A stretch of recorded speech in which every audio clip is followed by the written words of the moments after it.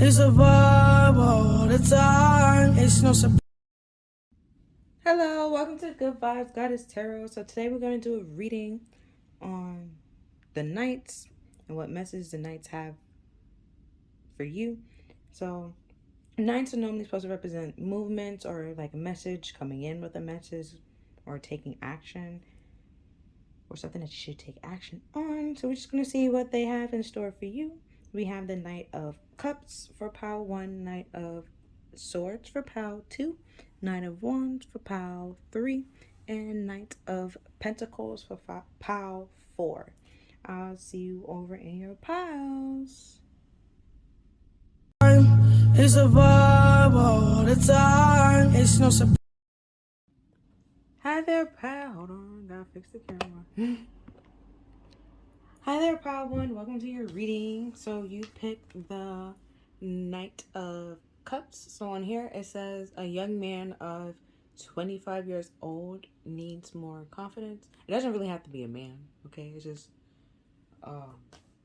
Knight's energy is normally like masculine energy because it's all about movements and action. But like pages are normally younger, like children, and Knights are supposed to be like, you know, like 25 to 30, around that age. And like the king and queens is supposed to be like more mature.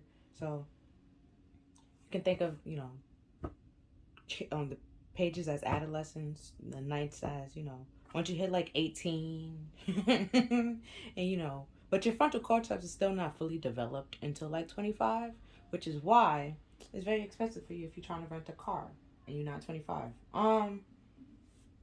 They feel like you're more likely to get into car crashes because of, brain not fully developed, and you're more likely to do risky things because your brain is not fully developed. And, you know, and that could be why you need to have a little bit more confidence, because you're not like, making decisions.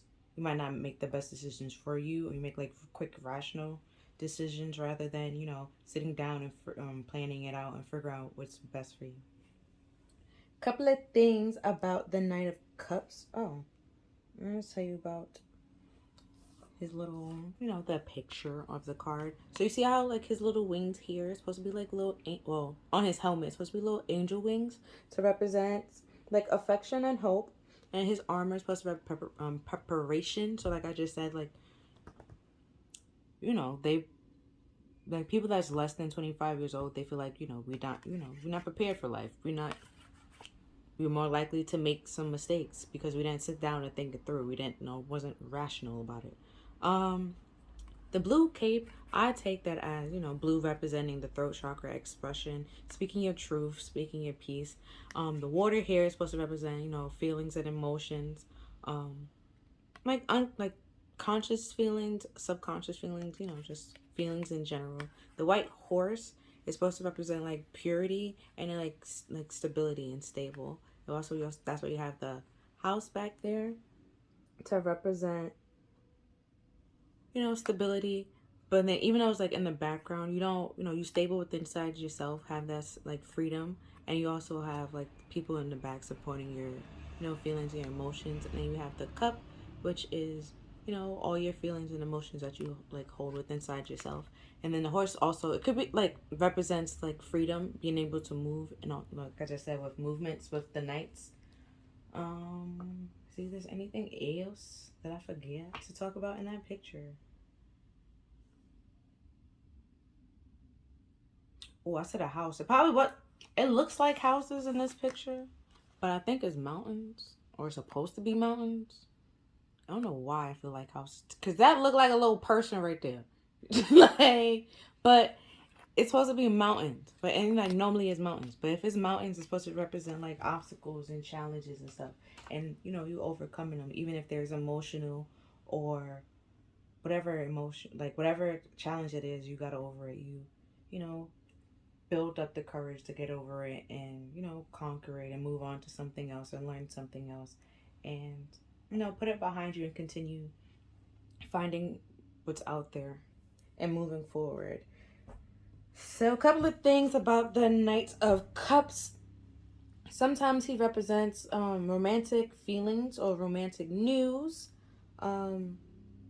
could be representing that romantic news is coming and that your heart is open and ready to for love and to follow your heart. Because you see, like here we have like you need more confidence. If he's bringing you like a love offer, let's say you're gonna ask somebody out, you need to have confidence to ask that person out, and know that they like try to get them a little offer, ask them out on a date and stuff. You need to have the confidence to to pull it off, or to like try it. I don't know.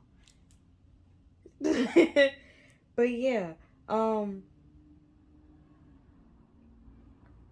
the Knight of Cups supposed to, like, when you see him, he's supposed to be like a reminder to always follow your heart, and that it'll never lead you astray, because he's very intuitive. That's what cup cards are supposed to mean as well. Like your emotions, your intuition, your spirituality, your creativity, and stuff like that. That's all your cup cards. That it never leads you astray, because it's know what's best for you. And you know those feelings that you can't express, but you just feel them, like, oh, you ever listen to a song, right? And then they like whatever they singing would be so deep that sometimes they tear up, and then they just like do the little riff or a little ballad or something like that. They feel the feelings, but they just couldn't express it, so they found another way to do it and get that point across.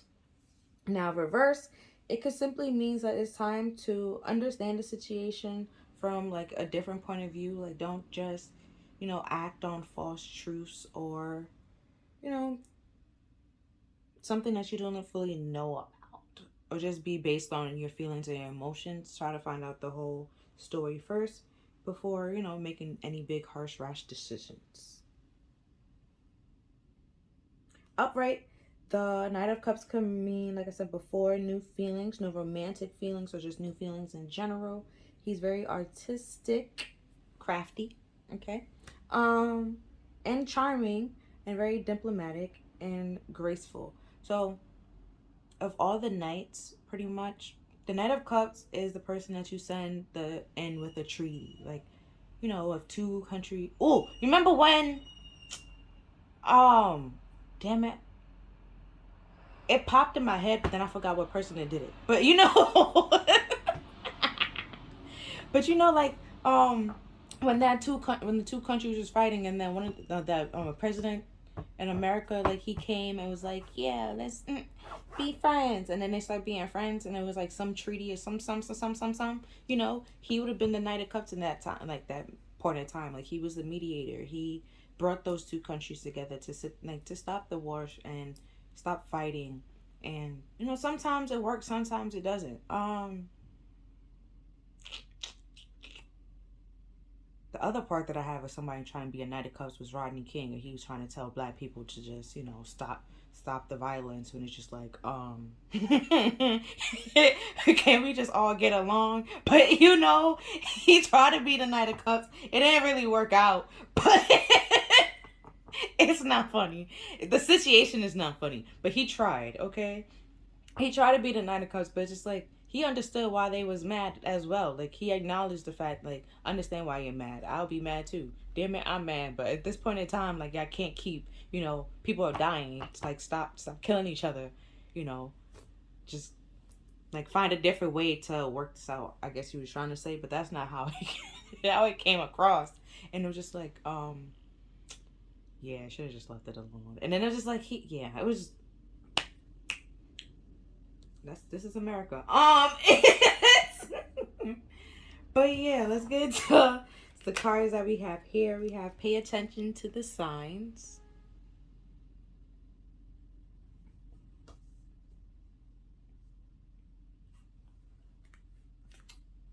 Okay, also, because I just paid attention. Okay, if I'm going to say paid attention to the signs, I know the cards, don't get me wrong, but I don't know if y'all paid attention to this little owl right here. You see how it's white, and you have the white horse, and owls and birds in general are supposed to be like messengers from like spirit or the divine, like bringing you messages and stuff like that. But you see how you have like the little dark eyes here, like red eyes there. It's like certain places, right? And you looking like directly either behind you pretty much because you're looking over your shoulder, kind of Page of Swordsy.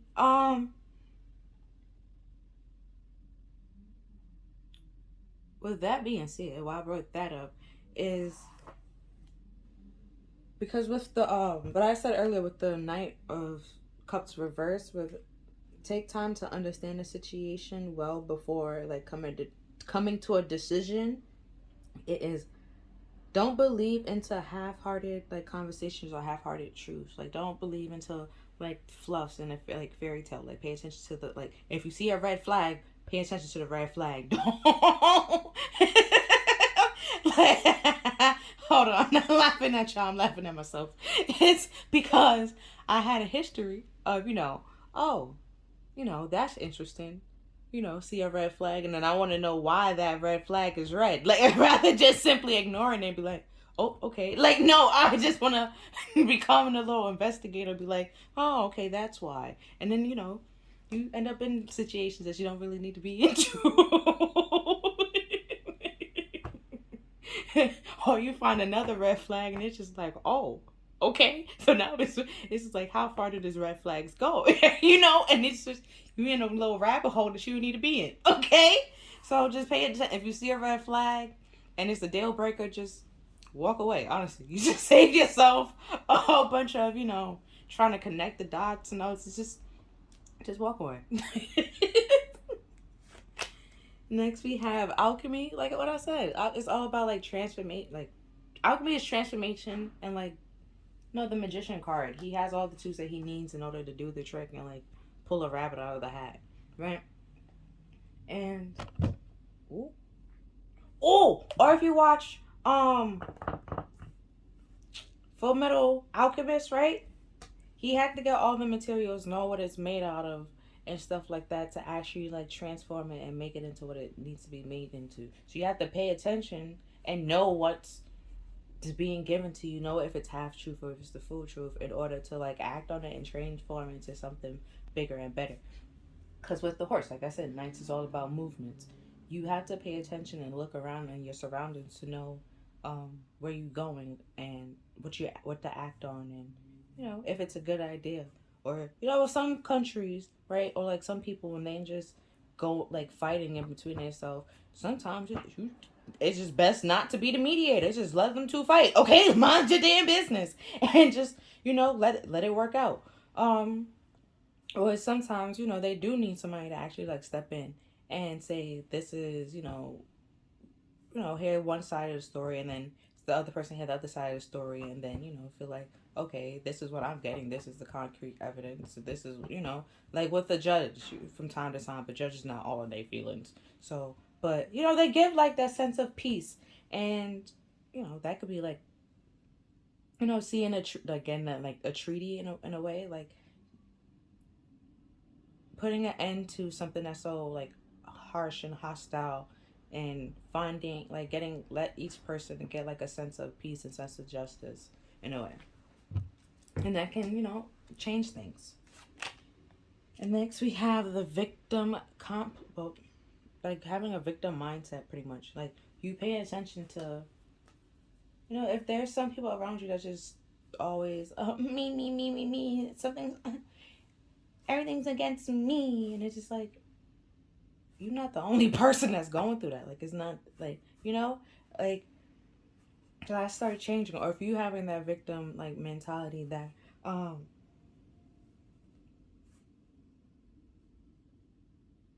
don't know why, like a victim mentality, like thought for yourself, just I had none. I don't even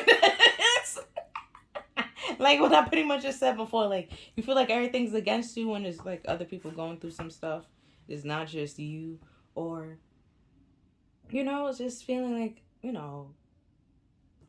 that you're a victim to situation, like everything happening to you and not for you, like stuff like that. Oh, like me, I'm kind of sort of clumsy from time to time, right? And funny enough, I was playing, like, I just fixed my bird on a little statue here, and then there was a bird here, but that's, I believe it's a crow or a raven, because it's black.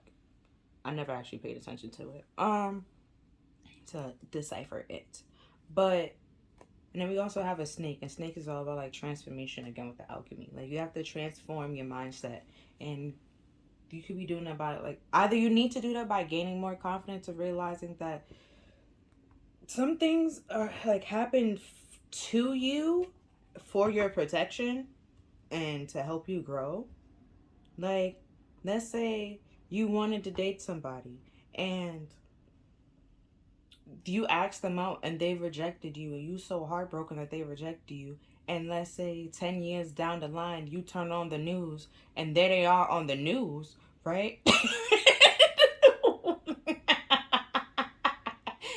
And they did some out, because you know how to, you have to do something outrageous to make it on the news. You know that rejection was your protection. You know, sometimes we just miss opportunities, like that red flag. It was, you probably missed that red flag, but you know, he rejected you, so you don't have to find out the rest of the flags he had behind it.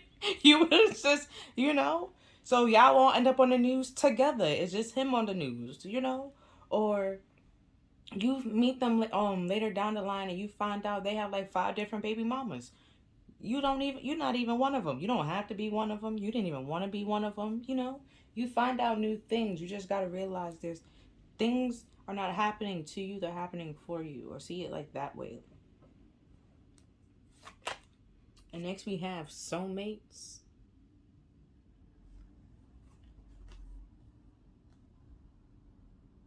Oh, if it's like a soulmate connection, couple of things. If they playing mind games, that's not a soulmate, okay? Or a twin flame situation. That's a false flame, false soulmate, you know, and then it becomes karmic, pretty much. And even if they had like a lesson, okay, pretty much soulmates, they have a lesson to teach you, or like soulmates, connections, twin flames, all that, right? They have a lesson to teach you. And some people have a lot of lessons to teach you. And that's why they be in your life for a long period of time. So, but then there's also certain soulmates and twin flames that's in your family. Those could be the people that help you and protect you and supposed to like help you learn things for a long period of time to keep you, like you kept them close, right? And like you knew them in a different lifetime. You came back here and was like, yeah, right? You know, y'all became friends and stuff like that. And you know, but then, and let's say in that lifetime or that lifetime, y'all was fine and y'all was cool. But like this time is different, you know, alchemy. Like, if y'all watch Full Metal Alchemist, right? You know, he tried to bring his mom back. He couldn't, because you can't, like, if a human dies, they die. It doesn't matter how much, you can know how much stuff it takes to make a human, but you can't, you know, do that part to bring it back. They just come back, you know, as a doll or homunculus. And so let's say like in like a different universe or somewhere else like that, it worked there, right? That he could have bring his mom back and it was no problem. Just that it was so easy to bring back a human, but on this earth, on this planet, you know, it's not easy to bring it back. Okay, you can't do that. It become a zombie, you know. We have a whole bunch of zombie movies for a reason. So, you know, you have to realize that you have to let some things go and let it close out.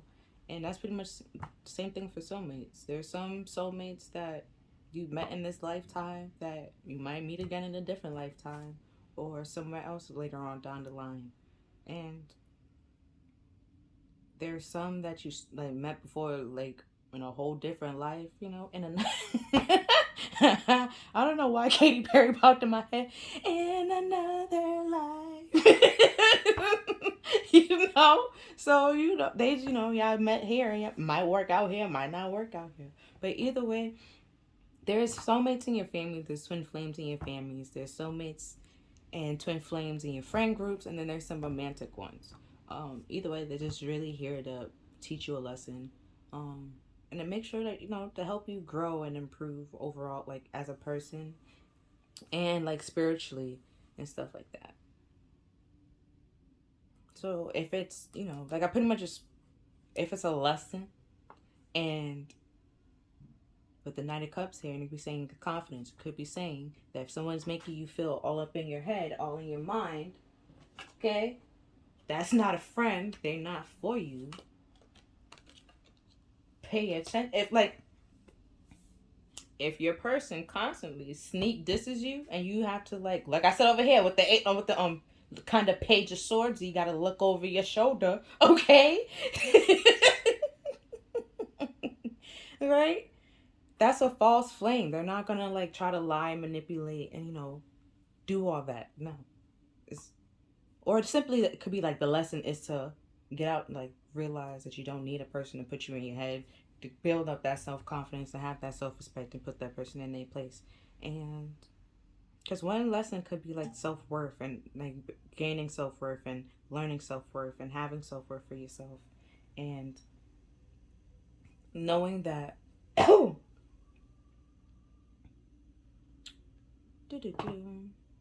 knowing that it's okay to have feelings and to be vulnerable and to share your feelings, but it's not okay to try to manipulate others people's feelings or manipulate your feelings, because then you're just lying and betraying yourself, and that will put you in this mental mind trap, because you're living a life you're living a lie, but you're living a life that you don't want, which is kind of sort of is a lie, but and it's time to change that and realize that you don't have to be this facade or this character that you don't want to be. You can actually be who you want to be and be you. There's people, that will accept you for who you truly are and love you for who you truly are.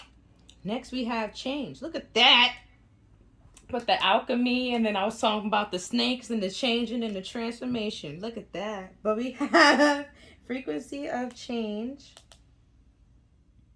Supports our ability of graceful dancing with the forever changing natural nature of reality, both inwards and outwards, so that we can appreciate the sweet release of the old and birth of the new.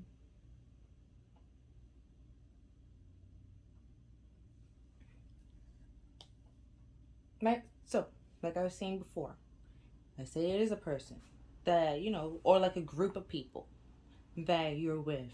And while you're with them, they give like little sneak disses, little sneaky comments. And, it makes you, put you in your head and makes you feel alone. It could be time to just change that situation and move on and move forward. Alchemy, realizing that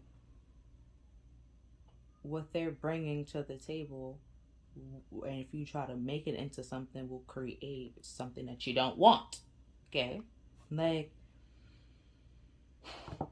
alchemy is pretty much, when you think, it's like cooking. Pretty much, if you put water and spaghetti in a bowl and mix, boom, you have spaghetti and you have pasta. Right? And if you put pasta, then you get marinara sauce, and then you get meatballs. You put that all in a bowl. You got spaghetti and meatballs. It changed into something. It becomes something else rather than as being like separate things. So, if let's say something that don't go together, but then some people be eating weird things. So,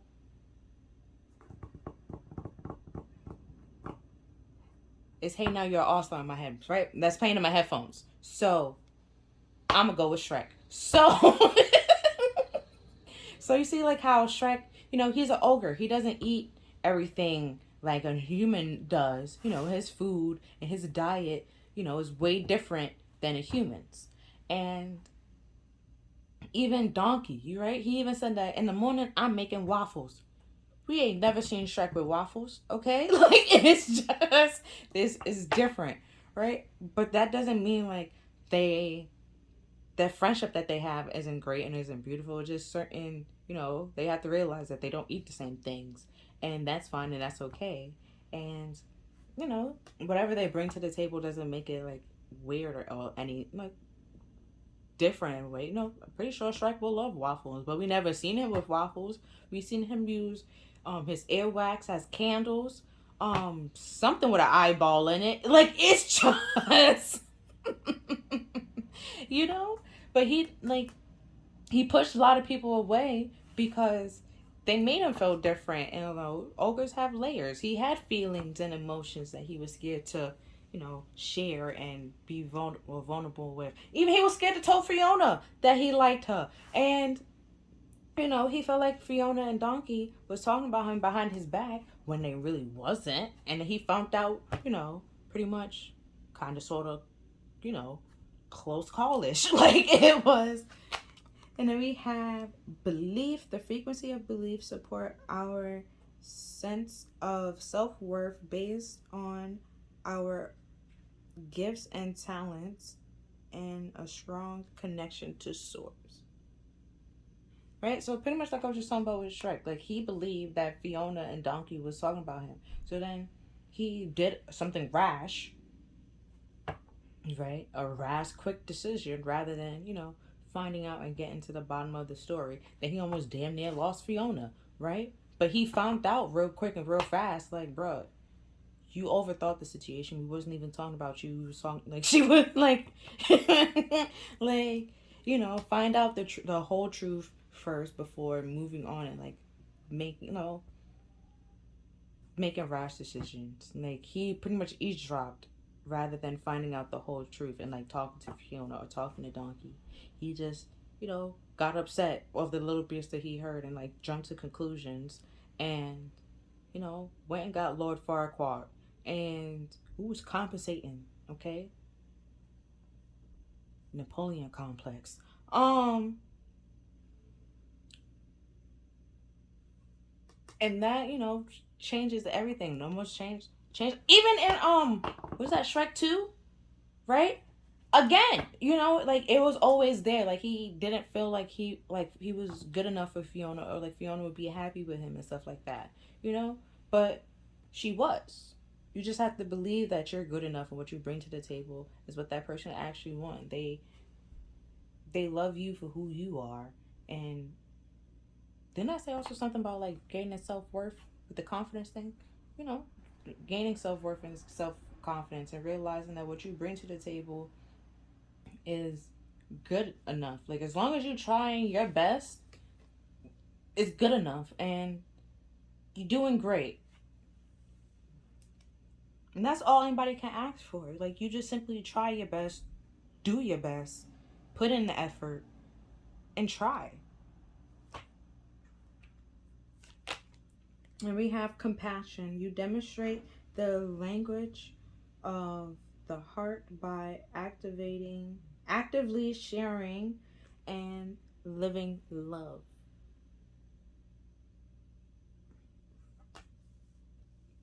So like pay attention to those people that's trying to like give you like false sense of hope or like if you're in a relationship with somebody or like in like a friend group and y'all always making plans to go out but y'all never actually go out, that could be like pretty much like half-hearted conversations or half-hearted plans or like half-hearted truths because but then they don't have no problem going out with other people. That's you see that is you could just realize that it's not you. You can find people that have no problem going out with you and moving on and moving forward. And rather than thinking like, having that feeling of being left out and just realizing that, it doesn't simply matter. Move on, find new friends and realize that there's going to be a group of people that actually loves you for who you are more than just your soulmate, your soul tribe and stuff like that. Like friends and soul tribes don't even have to be like around you all the time. Like tarot readers, they have like soul families, like in like actual people in their family, friends, and then they have like people from afar and like online and like the comments and stuff like that. They're all part of their soul family and their soul tribe, but they just are at a distance. And at this time in this type of reality or this earth, we can all connect with and share that type of feelings because we have the internet. Let's say in a different world we don't have internet, and it would be hard to like pay attention to those signs and stuff like that or pick up on it. Whereas here it's not as hard. So it's easier to learn this lessons of self-worth and pick up on, because he like I said before with the Knight of Cups, he's very intuitive, because it's intuition and your spirituality and your creativity in that cup, right? And even your romantic feelings also in that cup. And it, sometimes we have that gut feeling, but we don't listen to that gut feeling because we don't really believe that what it is, because we don't know what it is, and don't, so we don't act on it and don't believe it, and don't move when it, if we have that sense of moving, because there is some tension in the air, like I don't feel comfortable here anymore, you know not having that sense of confidence in order to move and like in yourself, and you trusting yourself to know that you know what's best for you, to act on it and change your life for the better. Next we have surrender. I release my need to control. So, like I was pretty much just saying, like knowing with that gut feeling, right? And people like their gut feeling is different for everybody. It comes out differently for different situations. Like that fight or flight. I mean, it's your adrenaline rushing, but it's also like your gut reacting or letting your body know, like there's like something here that's scary, or like there's something's wrong, something like is missing. Or like when you go in a room, right? Let's say you cleaned your room and you left everything fine, like the way that it was, but you walked in there, you just like something's off, like something's missing, like somebody moved something, like what is it? That's your gut feeling, like that your intuition is telling you, like, yeah, something isn't right here, pay attention, be on high alert. And but once it's like fight or flight or freeze, because I remember that part, it's just your body then reacting to what they actually are seeing. And then that one man, if you see him in the woods with a grizzly bear, save the bear. But there's some people that's just gonna run. There's some people that possum. That's fine, okay? I might be the one that possum. It's just I might possum, then I might run. I don't really know, okay? But it's just depend on what, I don't know. Okay, animals like me. I don't know. Maybe the bear was trying to say hello. I don't freaking know. Okay, like, but I'm not going to try to tell the bear, like, look, leave me alone. Like, no. I'm gonna tell the bear, like, look, you're right. I should never been in the woods. This is your home. I'm gonna go find my home. I had the compassion to realize I had no business being there. Like, I paid attention to the signs. Like, I had no business being here. You're right. Let me change that situation. Let me change the scenario.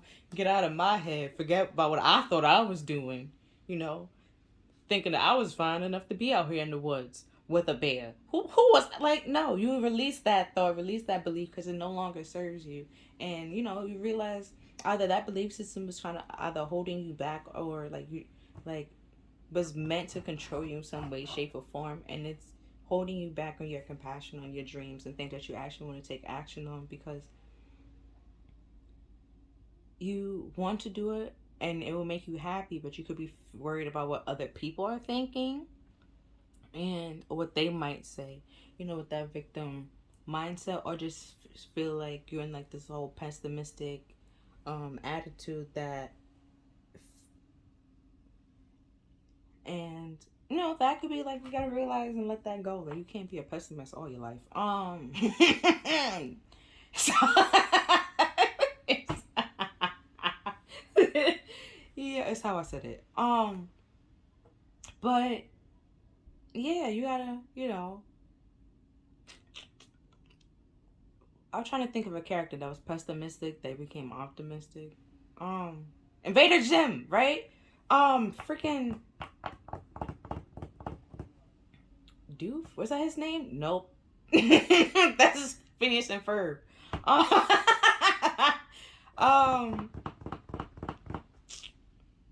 But I forgot, Invader Zim, how Zim went to school and there was that kid that was trying to like tell everybody that Zim was an alien and stuff like that, right?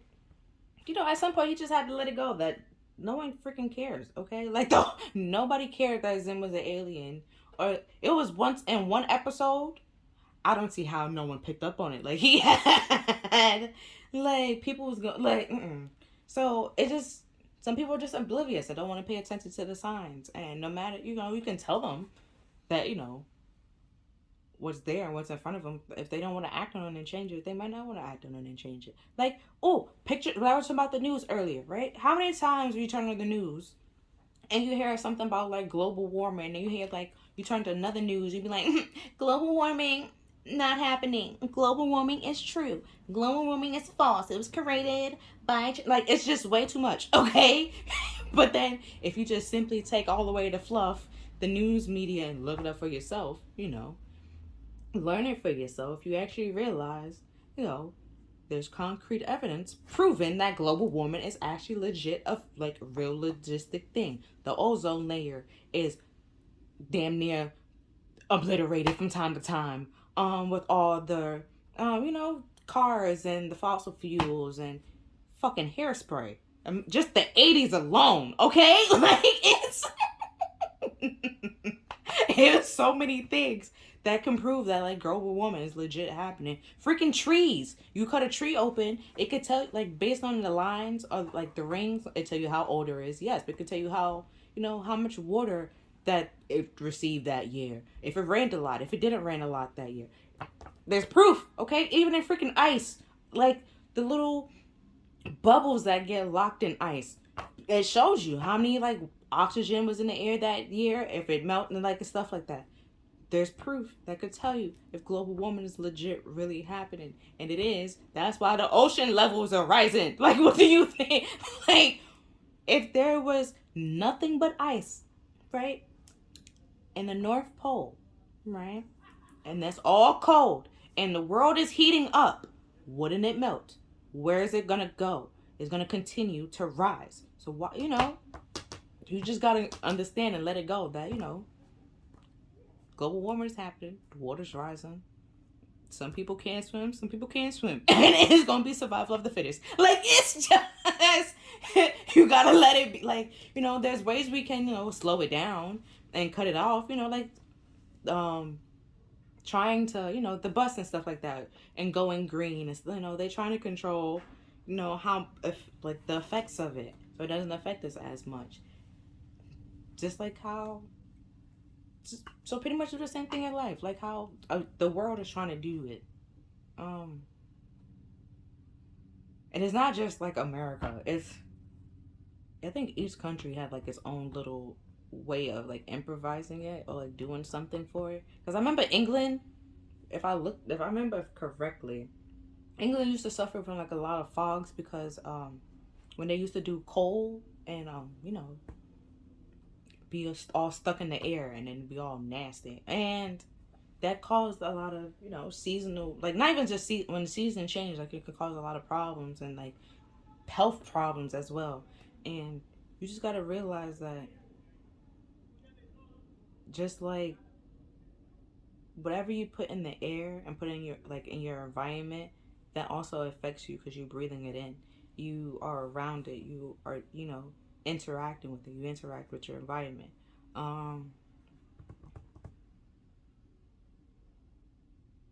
So, you know, if you breathing in bad air and then you continue to do it over time, you might get nose blind to it. But that doesn't mean that it's not being, like, you're not getting affected. That doesn't mean that, you know, if you, let's say you smoke like a pack of like cigarettes a day, you know, you fine right now, but that does not mean later on down the line you're not gonna be like it's not gonna catch up to you. You're not gonna sound like you sound like you smoke 5 packs a day. You know, like, it catches up to you over time. So like, even that, like, here, if you change or release this negative mindset or release the people that make you feel so down and try to control you over time, your self-confidence and your self-confidence goes up, your self-esteem goes up, and you start to realize that you can do whatever you set your mind to. You start trusting yourself a little bit more. You start trusting your gut instinct more and your intuition more, and knowing that it's not leading you astray, it's actually helping you. And, you know, it changes your life in ways. Next, we have responsibility. You are aware of the power of your thoughts and the amount of love you express. So like I was saying before with the being responsible for your environment, and because you're interacting with your environment. So let's see. I don't like a lot of things. So let's see. So boom. If I'm with somebody, right, or if I'm in public, I know I do not like hearing people chew. If I'm around somebody that does that, I'm gonna look at them, okay, to make sure I'm not bugging. That's what exactly I'm hearing. Now, if we're in like a group of people and nobody's saying anything, all right, they might be fine. I might just put headphones in and tune that person out. And now I just noted that I'm just don't eat around that person. Just don't eat around them. Okay, it's me taking responsibility of my environment and the people that's around me to know that that's gonna piss me off. Okay, just don't eat around me. And don't eat around them because I don't even want to open that window and that chance for them to eat around me. Like it's just no. That's me being responsible. You being responsible for yourself, your environment, and knowing what works for you, what doesn't work for you, and taking action and like having confidence on it, and that you know what's best for you. Like, I know I don't like people hearing people chew. I really don't. I just so that could be hard because a lot of people don't seem to be chewing with their mouth closed. So just like headphones, it works great, but just gotta be like have that responsibility. Because if I just snap and freak out on the person, it just like, you know, I'm weird. And it was like because I'm pushing my like projecting my problems onto them. Because some cultures, that's simply how they just eat, and it's just like that's y'all. But me, like, I don't want to hear it. I just I don't want to hear the food being digested. I don't. And then we have judgment. I understand that everyone has their unique path and challenges. Like I just said, like some cultures it's fine to chew with your mouth open, but for me that's a no. Like it's a no. I don't want to hear it. Like And this thing, that's just my judgment. I don't want to hear you chew, and that's one of my standards. If I like find somebody and want to date somebody, you cannot chew with your mouth open. Like it's just I don't want to hear you chew, like whatsoever. Everybody have their own standards of what works for them and what doesn't work for them, and everybody they have some similarities, but it's still unique to you and your reason why and what works for you and stuff like that. So just because you might like the same person, you might like the same person for like different reasons, and that person might like, that's why that person might like you because you realize something else that was like you paid attention to something that somebody else wouldn't really pay attention to, and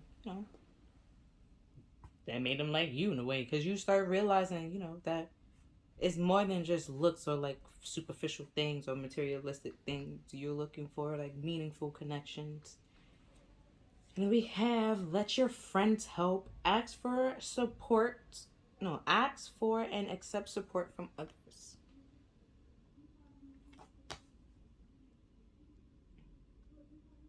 So,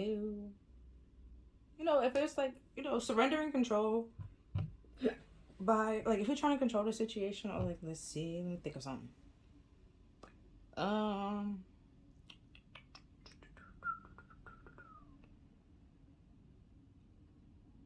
Okay, I'm gonna go back to the court situation. I don't know why would that pop back in my head. I guess for judgment here. So let's say and responsibility. So let's say two people can't come to like an agreement, or like multiple people can't come to an agreement, and then y'all go to court, right? That's the judge is helping y'all come to an agreement and understand it. Like, being the mediator, being diplomatic, but just, taking his or her feelings out of it, their feelings out of it, and listening to the concrete facts and like trying to find out where everything went wrong. Even freaking Steve Harvey and his judge show. That's pretty much what he does. Is trying to listen to both sides of the story and be like, okay, so you saying this happened and you saying this happened. So what exactly happened? And getting that, like, hearing everything and getting to the truth And then, at the end of it, he realized that it really wasn't that deep from time to time, and that something so simple ruined like a friendship, or like a brothers and sister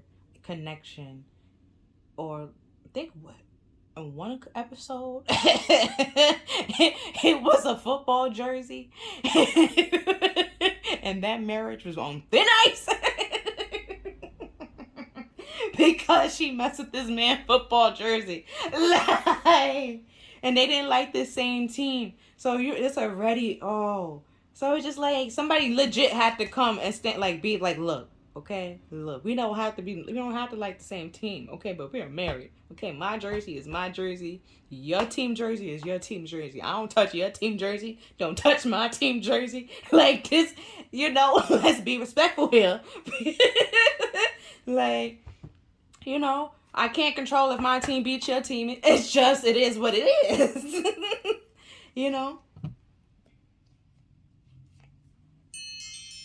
Okay, let me hurry it. And then we have release your ex. It's time. No, the time has come to clear your energy. So like I was saying before, with the victim mindset, and if it's a soulmate, and then let's say they put you all in your head, filled your head with a whole bunch of doubts, and make you feel not good enough or not cute and not attractive. That's not a soulmate, okay?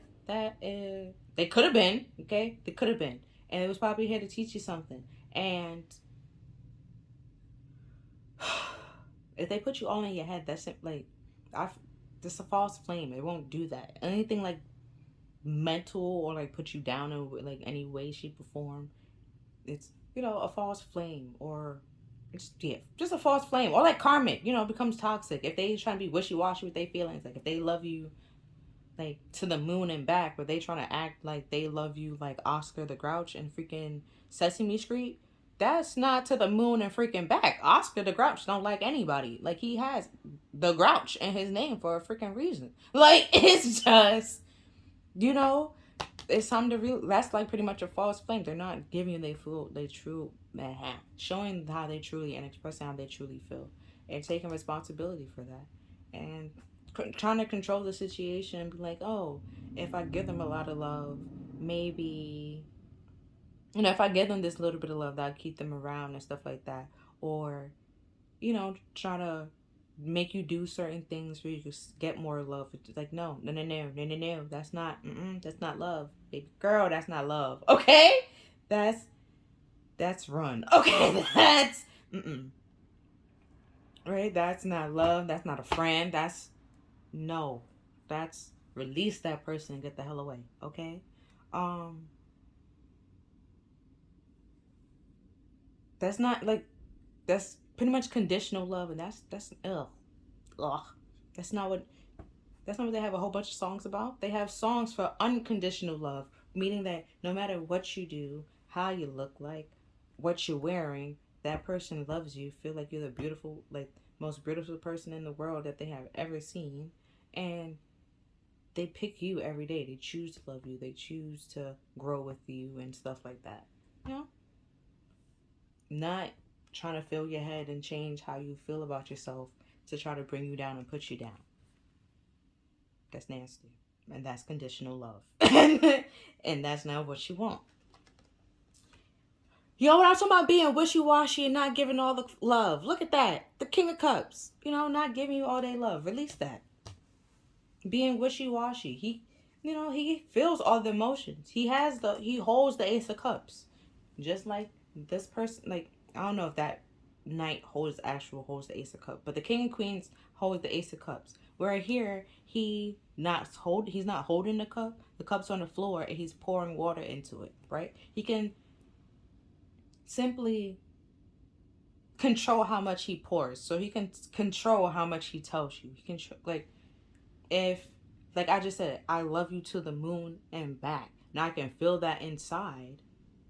But I can, like, if I'm not telling you that I love you to the moon and back, and I'm walking around treating you like somebody I just met off the street, and you real confused, so when I tell you that I care for you, give you some type of love and emotions, it's because it's wishy-washy. I'm not like, my actions doesn't match my words, and I have to take responsibility for that, and realizing that your actions have to back up your word. If you say you're gonna do something, do it. If you love me to the moon and back, show it. And then we have the Hermit, which is all about like going inside, introspection, seeking and finding the answers, and having that spiritual awareness, listening to that intuition that you have all the answers inside you that you need. You have the confidence, you know what you want to do in life and stuff like that. It's all within you. Like, even your inner child, your future self, there's all in there, right? It's just, you have to take the time, meditate, realize, get in tune with yourself, and know what you want to work on, what you want to do, what you don't want to do, and actually, do it. And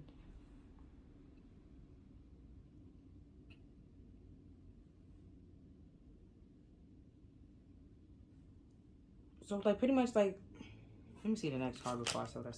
Tower. Okay. And then it's like a change again. Like, because I was like, the King of Cups is going inside himself and realizing that he can't just continue being wishy-washy and saying one thing when he really means another thing, because either he's not going to get what he actually truly wants, or he's missing out on opportunities that he actually really wants, because things are getting misunderstood in like translation, and it's just like, well, if you had just said what you wanted to say, or just be direct with it, it would have been fine. But you was being wishy-washy and trying to control the situation, where just rather than just saying it and leaving it all on the table. That's why the Queen of Cups is different. She gives the whole cup and receives, like, she can give the full cup of love and receive the whole cup of love, but she doesn't control how much she gives out to other people. But don't get me wrong, but from time to time that could be great. Like, if someone, like, putting you in a victim mindset and stuff like that, you can cut them off and go to your separate ways. You can still have love for them, yes, no problem, but you don't give them your whole life story and let them know everything that you're doing, because like, that's, it's gonna hurt you in the end. They're gonna try to take it and try to either twist and manipulate it, and fill your head with a whole bunch of belief systems that you don't need to have right now. And it could, like, the Tower moment is like something coming down suddenly, or like an intervention, and like a spiritual intervention. Just when we have that bird here, right? And you realize that you have all the answers within you, have the confidence within you, that, or simply that this person might have been a twin flame, yes, but it was a false flame. That can be like, mind blown. Like, what? There's false flames in this bitch? Yeah. Like, it's just, so not only do you have to find, like, or never find, or be like, pick up on the fact that somebody's your soulmate, if they like romantic or like platonic. Because if there's like, let's say it's a platonic soulmate or twin flame, if you try to make them a romantic one, shit starts falling apart, right? And it's like, wow, we match and we go so well, but we just simply are not meant to be freaking romantic, because they're just simply meant to be platonic and teach you in a platonic way. That could be like shattering. And there's like somebody that you have like as a romantic partner, and they don't like you, and it's simply because they're meant to be like platonic, and it's just that could be shattering, and realize that you have to, like, the love that you have for them, you might even have to like dial it back. You could still have that love for them, but the love that they have for you isn't the same type of love that you have for them. And that could be changing and like shift and like shattering in a way, and your walls come down, or you feel like your life is crumbling. But back to like my analogy from the beginning, like with the pay attention to the signs. If it's one red flag, and you try to start investigating and looking and trying to find out how many other red flags are there, you start like, at some point in time you get stuck in some situation where you don't really want to give to it anymore. You don't like, you see, are they back in the beginning, like, oh, this is why I felt this. And that sudden moment of like, oh, okay, like this is way too much. I don't want to be here anymore. It could be another tower moment. It's just things coming down like very quickly or shifting very quickly. Things changing very quickly.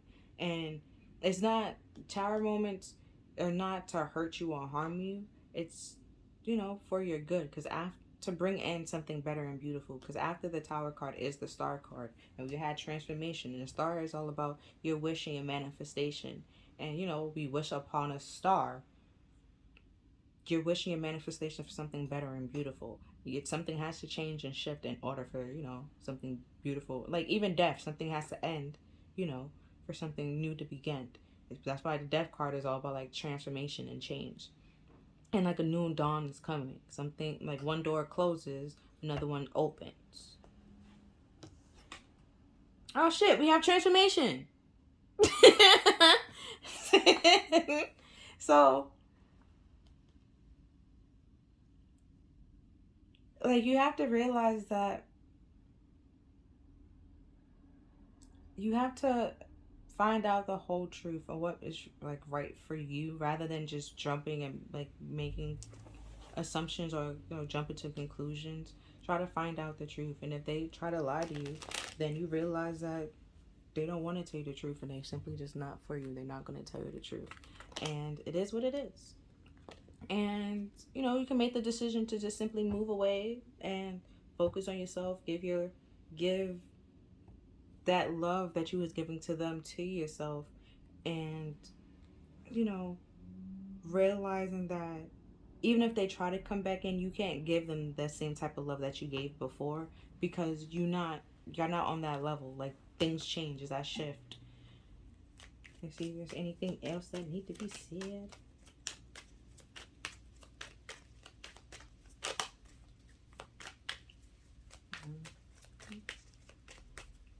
Okay, I guess not.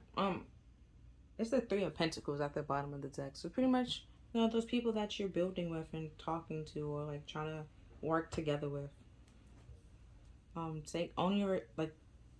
Take up responsibility for your environment and how you interact with your environment. Is it helpful or beneficial to you? Is it, hurting you or harming you, putting you down?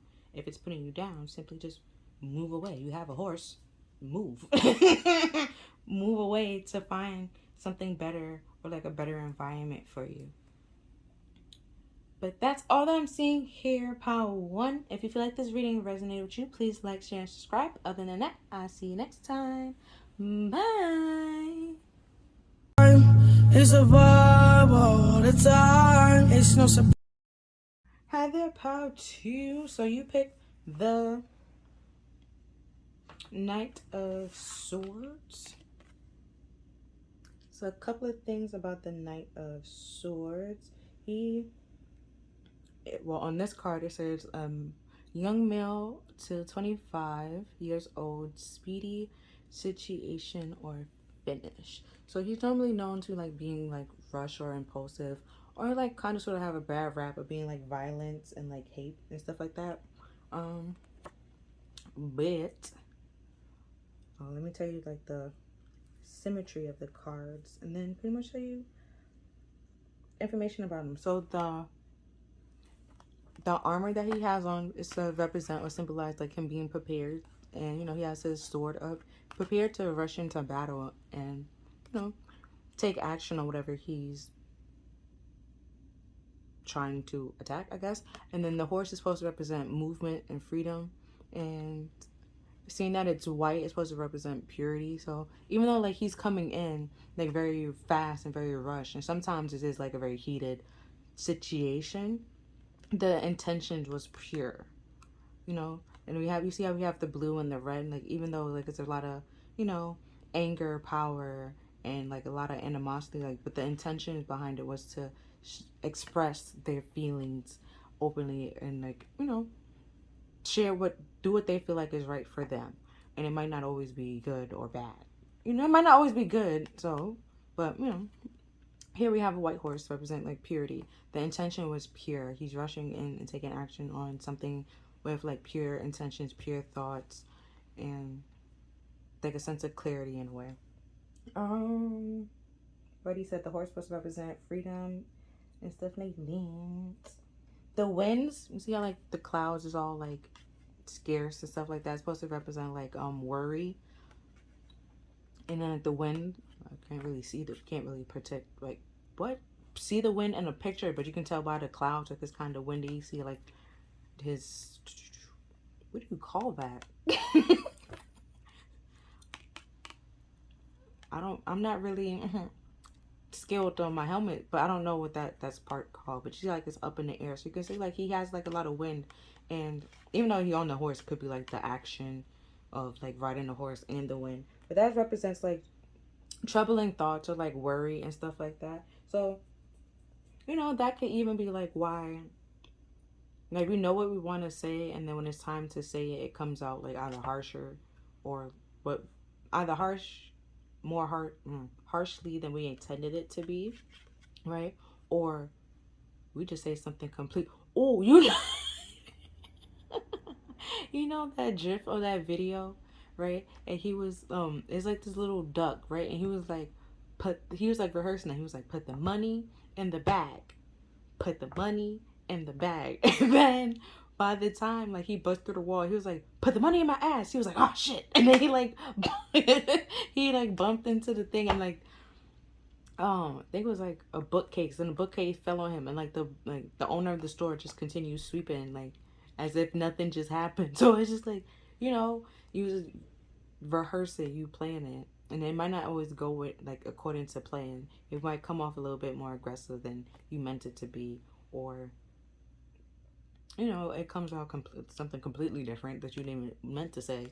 Um, the tree and the bat trees normally represent like life, stability, and stuff like that.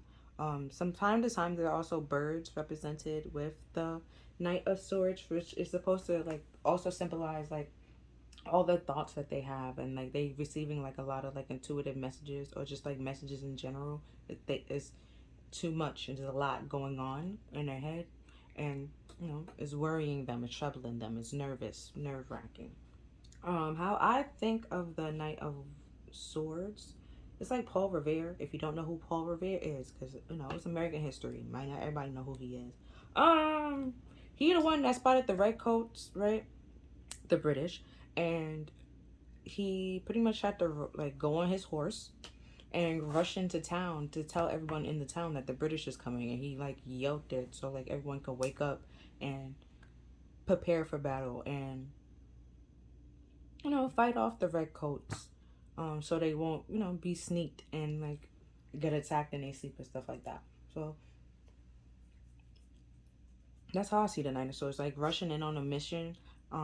Sometimes it could be risky, sometimes it could be like actually beneficial, and but you still do it anyways. You still like, if Paul Revere never told the people that the Red Coast was coming, at some point in time they would have like been prepared, but like a lot of people probably would have died because they were sleeping, and it was going to be like a sneak attack and stuff like that. But Paul Revere saw and was like, gotcha, not today, and like told the rest of the people. So so like it changes. That was beneficial, and it helped, and it like changed the outcome of that situation.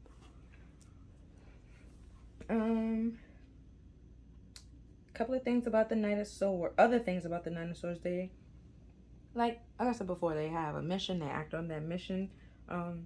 They're very like intuitive and like very thoughtful and like logical. So they're very good at, they more fact and detail oriented. And hold on, it's under my eye. And so they will pick up on like, very good at picking up on like patterns, and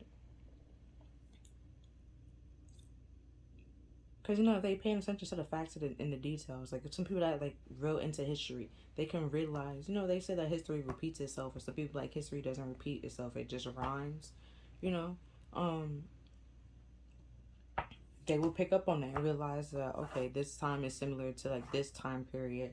Oh, but these are the couple of things that's different, like little couple of things that is different. So it's not really repeating, but it's rhyming with this part, like this period, this time period. um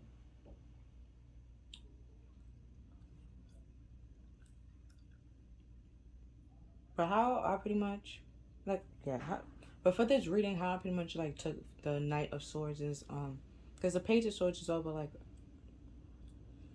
a disappointing truth, or like looking over your shoulder. So this is like the truth that you should act on. Like, you find out the truth, or you acting on that truth. Or let's say you acting on something and it might not actually be the truth. We'll find out pretty much. But I'm gonna continue telling you what I have written down here for the Knight of Swords. That you pick up on, good at picking up on patterns or spotting patterns, very assertive, daring, and direct, impulsive, rushing into things, and like being like single-minded and like rushing into it, and like not fully having a plan behind it from time to time. That might be good, that might also like backfire. But we pretty much have here, but if you see that the Nine of Swords, or like the Nine of Swords continue to come up, it's pretty much to represent like to be confident and be courageous, but moving, that you're being confident and being courageous, but you're moving way too fast. Hey, slow down and enjoy where you are, and that you're there, and like appreciate the lessons that you're learning, and because you're never going to be at that time period again. Like, the situation will never like repeat itself. It'll be something similar to it, and you start to realize that and pick up on that and spot that. This is bothering me because I don't even know what it was, but I was able to spot it on my table. That was bothering me. Right, so now we're getting to your cards. We have home. So it could be like you rushing home, or you rushing into things to try to have like a sense of stability. And like that might be a good thing and it might be a bad thing. I'm not completely going to have to find out. But you see here with the tree, I was like even before, it's supposed to represent like life and stability and growth. Don't try to rush into things and try to grow and build with somebody that's not meant for you. Like with America and British, and well, now it's British, but England at that time, the UK, United Kingdom, but either way, right? The whole reason why they were trying to say it would not work because they have a whole ocean between us. We don't know what's going on over here. We don't know what's going on over there. So how can you tell us what to do? And then be taxing us with no representation. Don't know what's going on here to see if we can like afford the taxes. It's not stable and it's not grounded. It's just very impulsive and quick, and that causes a whole bunch of problems. And then we have dreams.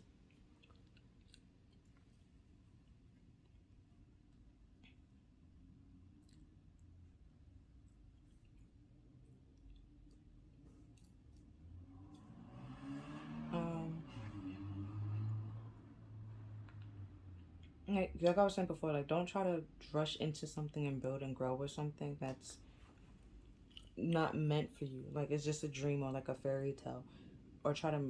You can make your dreams a reality, yes, but it's not just gonna rush and happen. It takes some time. Like even in Cinderella, even when she had a freaking fairy godmother, it took her some time to actually get the prince and be somewhere stable and somewhere grounded.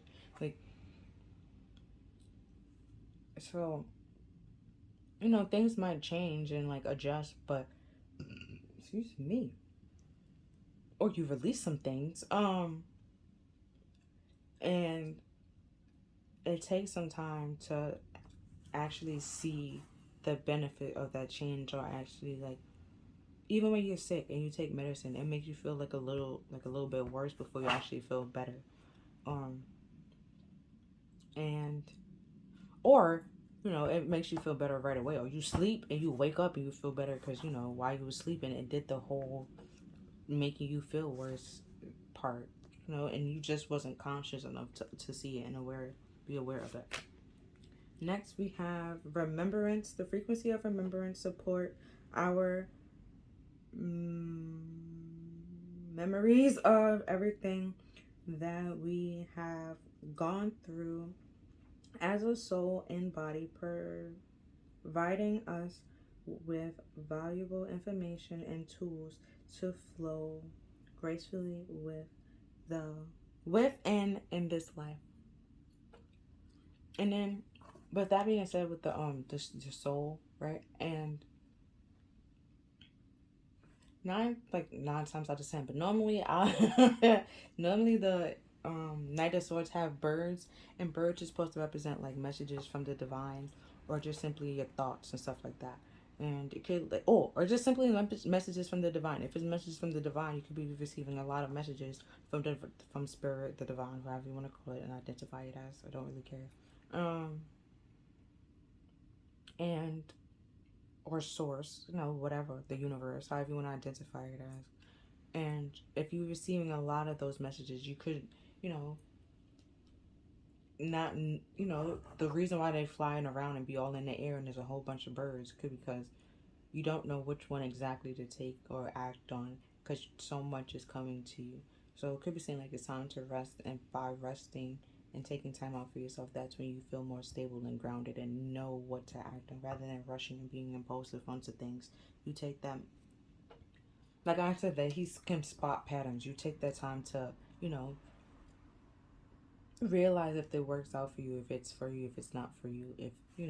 If this person constantly shows up late, and always like 20 minutes late, maybe if they have to pick you up, you simply, account for that 20 minutes and put in, like, and tell them to come reach you at this time, and, and they actually and get to you on time. Well, yeah, get to your location on time because you calculate and you realize they always 20 minutes late to wherever they go.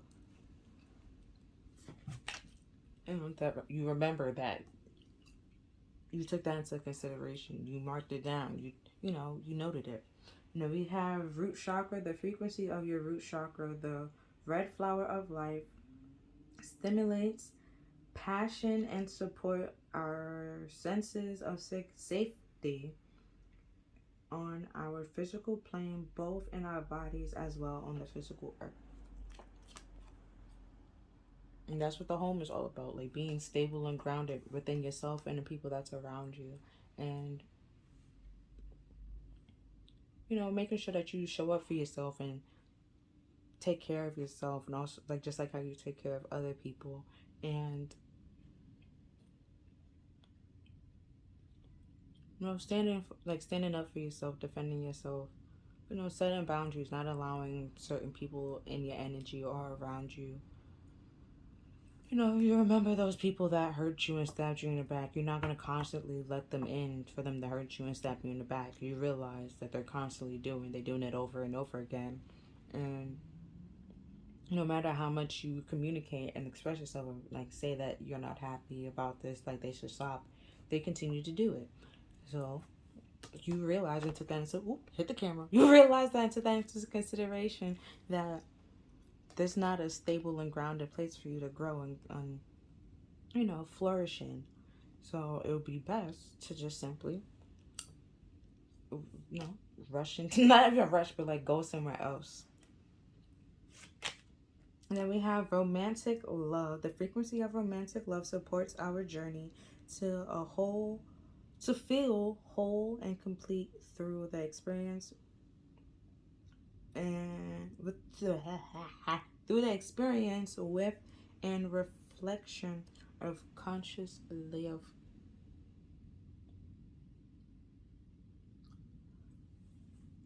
So let's say it's like in romantic relationships, right? Let's say you had some good ones, you had some bad ones, you had some like mediums, right? You see the patterns of the bad ones and you realize that, or like how you end, like let's say it's like a common situation, like how you ended up in those like relationships. You pick up on those patterns and realize that, when this happens, it tend to be like this, or like if you like, you spot those patterns, pick up on those patterns. You like, you might not say it, but it's because swords is all about like thoughts and intuition and like intentions. It's not physical, like physical things that you can touch or see, but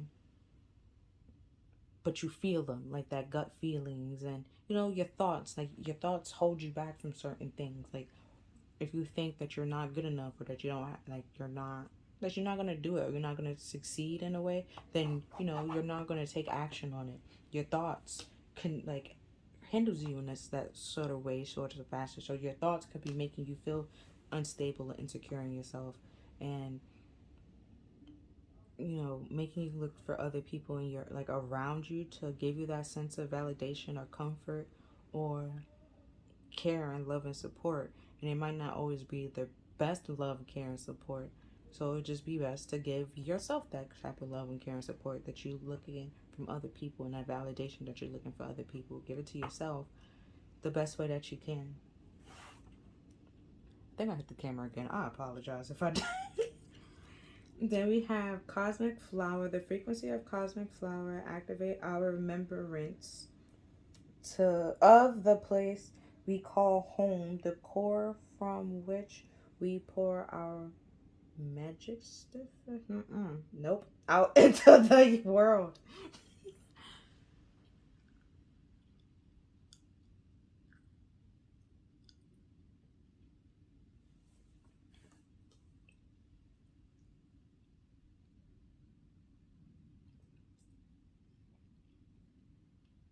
But seeing that the cosmic flower, and there was also some about remembering, and, you know, your root chakra calling come, and it came back to the home and stuff like that. It could be, you know, you can't let everyone.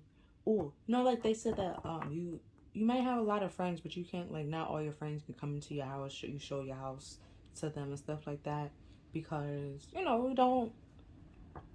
Some people have sticky fingers. Some people, it's just like, you want to see what you got, and then, you know, go to somebody else and be like, she got this in her house and that in her house, and, you know, and, like, be like, tell all your business. Or just some people, they be like, oh, in my house we have, you know, trying to brag and, like, put you down or something. Like, you start to realize that your house is supposed to be peaceful and comforting and uplifting and happy and loving. And there's certain people that could be in your home or, like, around you in your environment that is not providing you that. And you don't feel home. Like, you could be in a group of people and then you probably been known them forever, but you feel alone. You don't feel at home with them. You don't feel like a connection with them. You remember all these nice loving feelings, like you had a nice great moment, but you still feel alone. You don't feel like they understand you or they get you.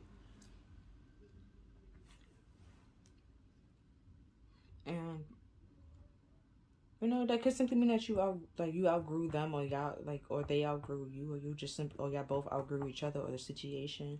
And, you know, y'all no longer have things in common anymore, or anything, like, else to learn or bring to any, like, bring to the table, or, like, you know, keep this friendship going. So it could be like time to move on and meet new people and have new experiences, try new things, because the Knight of Swords is supposed to be like new thoughts and stuff like that, and acting on those new thoughts and feeling stable and grounded and acting those thoughts no matter what other people say.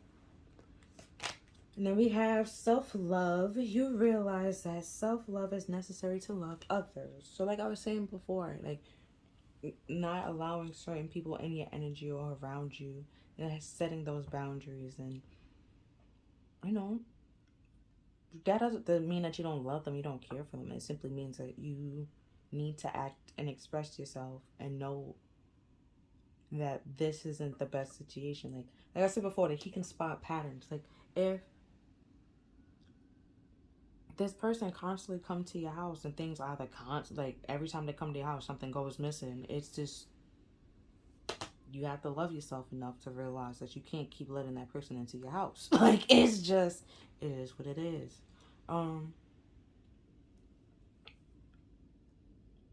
It doesn't mean that you don't love them. It just simply means that you love yourself enough to realize that you can't keep allowing certain people in your energy and letting them take from you, and you having to be the one to replace it back, like, not them, and they won't acknowledge it. They will just lie and stuff like that.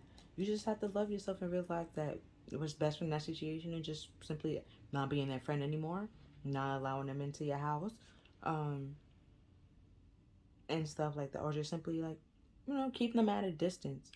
Because if they take it from you, they're gonna take from everybody. But you don't want to get caught up in that. Next we have separation is time. What I said, time apart from your partner is on the horizon. And it might, because with the romance love here, it might not even be like it might not even be your partner. It could be like friends, family, community. Either way, just you taking time out for yourself to get more stable and grounded in yourself, to get a clearer head, and knowing what's right for you, and realizing certain patterns with certain people, and separating yourself from those, you know, like I said, those bad relationship, and you know, those bad connection that you have with people. And then if it's just like man, like it's just you don't like it's, you know, you have some good ones, some, and there's in between you have some good moments, you have some bad moments, right? um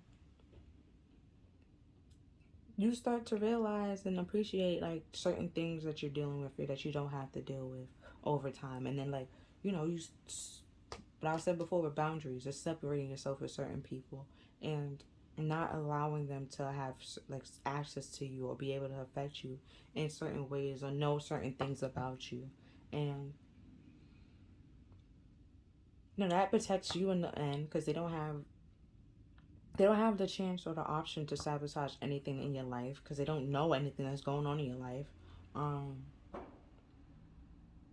and you know that's your form of self-love and self-care, doing what's best for you, standing like firm for you, and not caring what anybody else feel or think about it. Next we have very soon, clearly decide what you want so it comes to you now.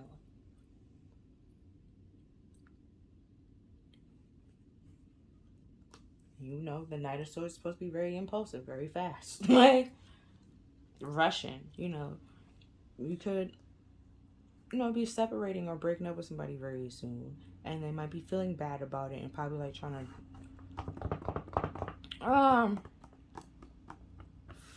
freak. Like you might want to break up with somebody, you might be like trying to drag it on because you don't want to hurt their feelings, but you just gotta rip the band-aid off. Like it's just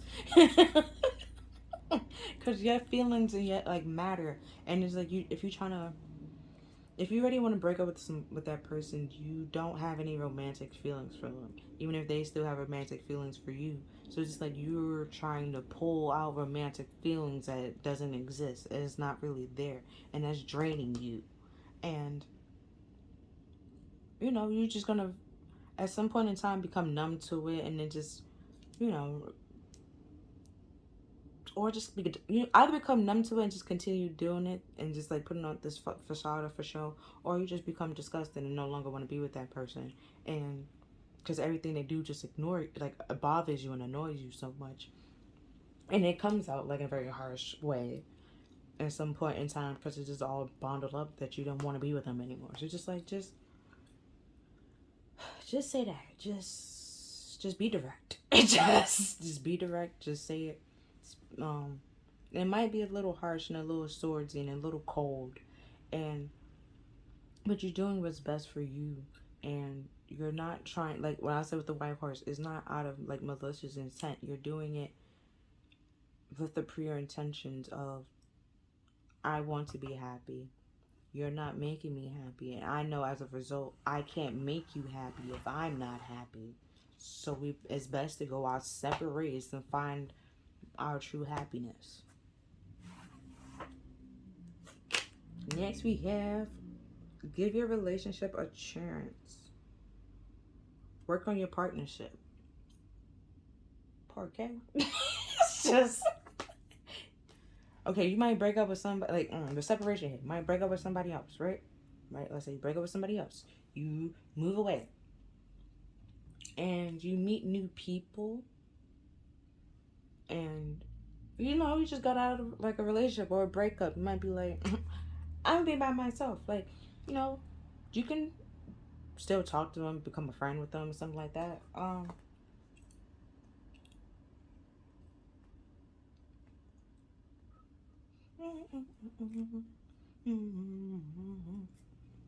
Or simply, you know, separating for somebody else and like, you know, that self-love, giving your relationship with you a try. Ooh, you start dating yourself. Look at that. And you becoming your own partner. Next we have, like I said, you deserve love. You date yourself. You become your own partner. Because I was like, let me make sense of this real fast. Because there's no way they say separate and then they say give your relationship a chance. Like how you break up with somebody and give them a chance is you break up with somebody, leave what no longer suits you, no longer like bringing you happiness, no longer sparking you joy, right? And you start dating yourself and caring for yourself and loving yourself, and over time, you know, you start to realize you deserve love and you feel more stable and grounded in yourself and have that little zest and burst for life. Did you see like here? Like it's red, then it's orange, then it's yellow, then it's green. That's all like the lower chakras, right? And then I'm talking about the Knight of Swords, which Knight is supposed to be mental, because swords is up here, your 3D and stuff like that. Your heart chakra has to be open in order to get the feelings and communicate what's your third eye is, well, your third eye and your crown is saying. Your heart's translated through and to tell the rest of your chakras, your lower chakras, what's going on. So right now it could be saying, bro, you need to like have a little bit, like break up with this person, have confidence in yourself that, you know, being alone ain't that bad. This person's not making you happy. You can't make them happy because they're not making you happy. You don't want to be here. You don't love them like that. And oh, let me put this card down. And you deserve to be loved the right way, in the way that you want to be loved. Just like they deserve to be loved the way that they want to be loved in the right way. And that no fake, phony love, like actual, genuine, true love. You know? And we have the Chariot, which is also a movement card. Just like Knights is all about movements. The Chariot is about movements and like a determined movement. You're determined to get that love that you deserve and find that happiness and be stable and grounded, or have like a stable, grounded, solid, healthy relationship. And in order to do that, you have to love yourself and love and care for yourself and understand, you know, that you have some good and some bad, just like, you know, everybody else do. Like we have here with the dark horse and, well, this is a bull, a dark bull and a light bull. Or is that a cow? Hold on.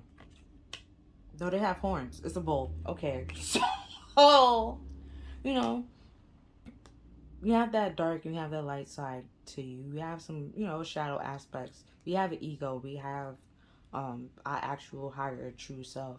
And our ego all the time.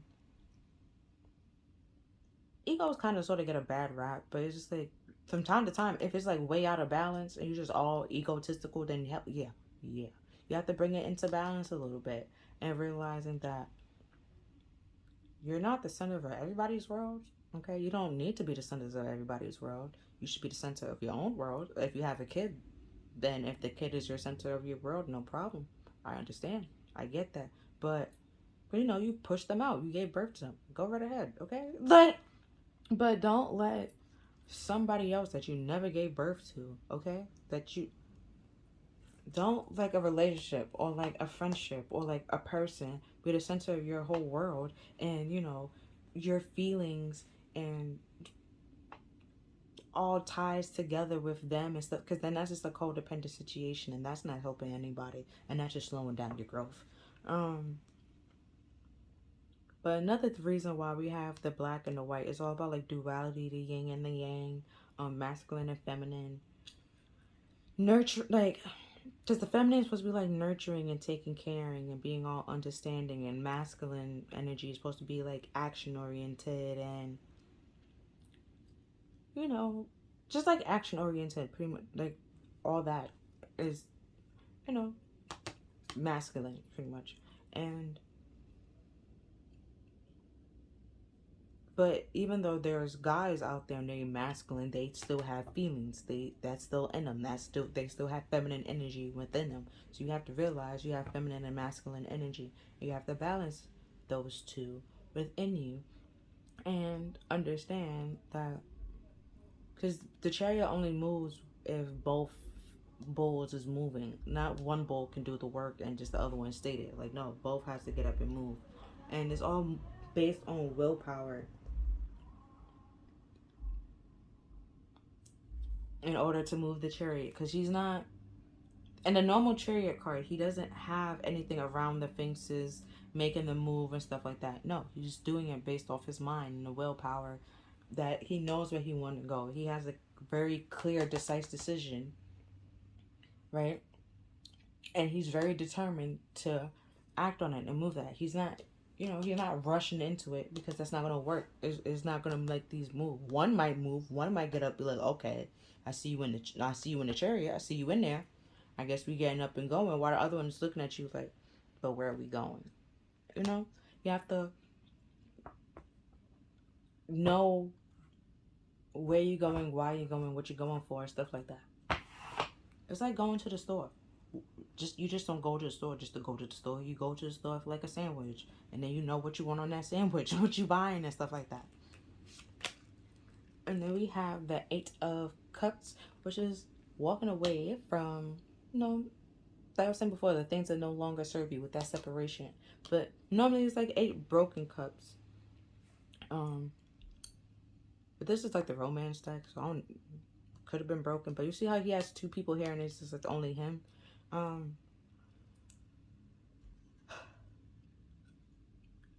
He's just walking away from those people that he can't celebrate with and like be happy with and joyful with, to move on to those people that he can't actually laugh and be happy and joyful with, and like be stable and grounded with. And even if it's himself, he's still happy in that. Like, he can celebrate with himself, he can laugh at himself, he can cry and not feel ashamed or be made fun of.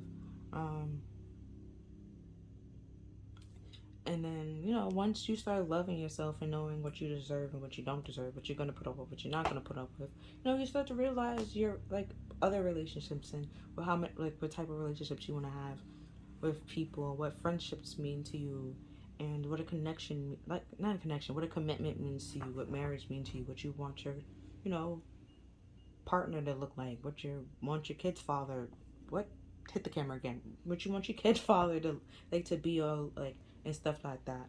Not even, when I say look like, I mean, like, the qualities that they have, like, as, like, personality wise, right? Not as physical and superficial stuff.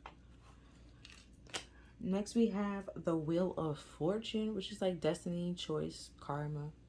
So it's like you you're very determined to walk away from that's no longer serving your destiny and no longer suiting you, to make those changes that is necessary to have the victory in your life, and to be happy and grounded, and to have, like, if you feel like things are not in your favor right now, you're walking away for things to become in your favor, to get in your favor. And then we have the Hermit, which is all about like introspection,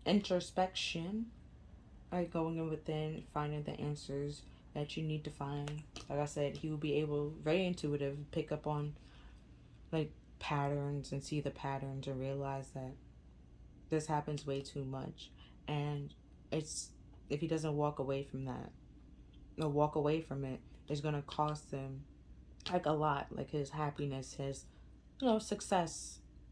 It's a lot in the Wheel of Fortune, and it's like a fixed thing, like your destiny. We have free will, yes, and sometimes our free will steer us onto the line of destiny, or we just strictly been on the line of destiny the whole time, and that simply was our choice, and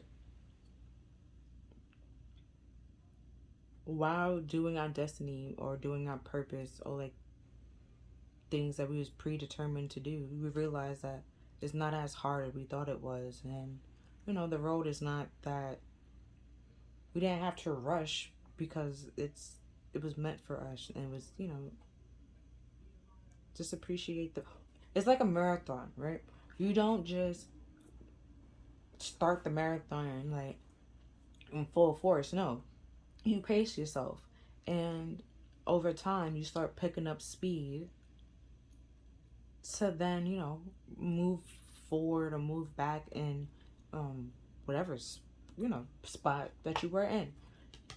It's you weren't as you was probably destined to start that race and running that race. Like we all have a journey. We all destined. We was all destined to live, I guess. And you know because of that, there's something we're meant to do. And sometimes we can know what it is or find out what it is. Some people just don't never find out what it is because they just was too far off the freaking road and never like looked inside himself and realized that, why is my life this way? What do I need to cut out and separate from in order to feel happy and, change my life around for the better? You need to go inside and do that introspection and realizing that you have some dark side, you have a light side. You just have to balance it in order to walk away from whatever doesn't need to, like, you don't need anymore. Because even Buddha, right? He had an ego, and he's Buddha. He's supposed to be a monk and all this other stuff. But I forgot the name he had for his ego. So like we all have it, and he even said like it's important to like sit your ego down and like talk to it, get to know it, because it's trying to protect you, and probably like the way they're trying to protect you can sometimes hurt you or like come off like very harsh and aggressive. Like if someone, like in this video, right, like if I say something, right, and it's true and you're not ready to hear that truth, it triggers you. It's your ego getting triggered. And once you start rushing into things and want to say harsh things, when it's just simply, even though it's true, you weren't ready to hear that truth or act on that truth. And as a result, you try to speed or rush into something like, yeah, no, that's not true. And like try to project other things when it's just like, no, it's okay. It's fine. If it's true or not. Like, it's not just you that have going through that problem. If I said it, most likely I've been through something similar to it. Or somebody else that I know went through something similar. Like, it's just a part of life. Or I saw it on the TV show. Like, it's just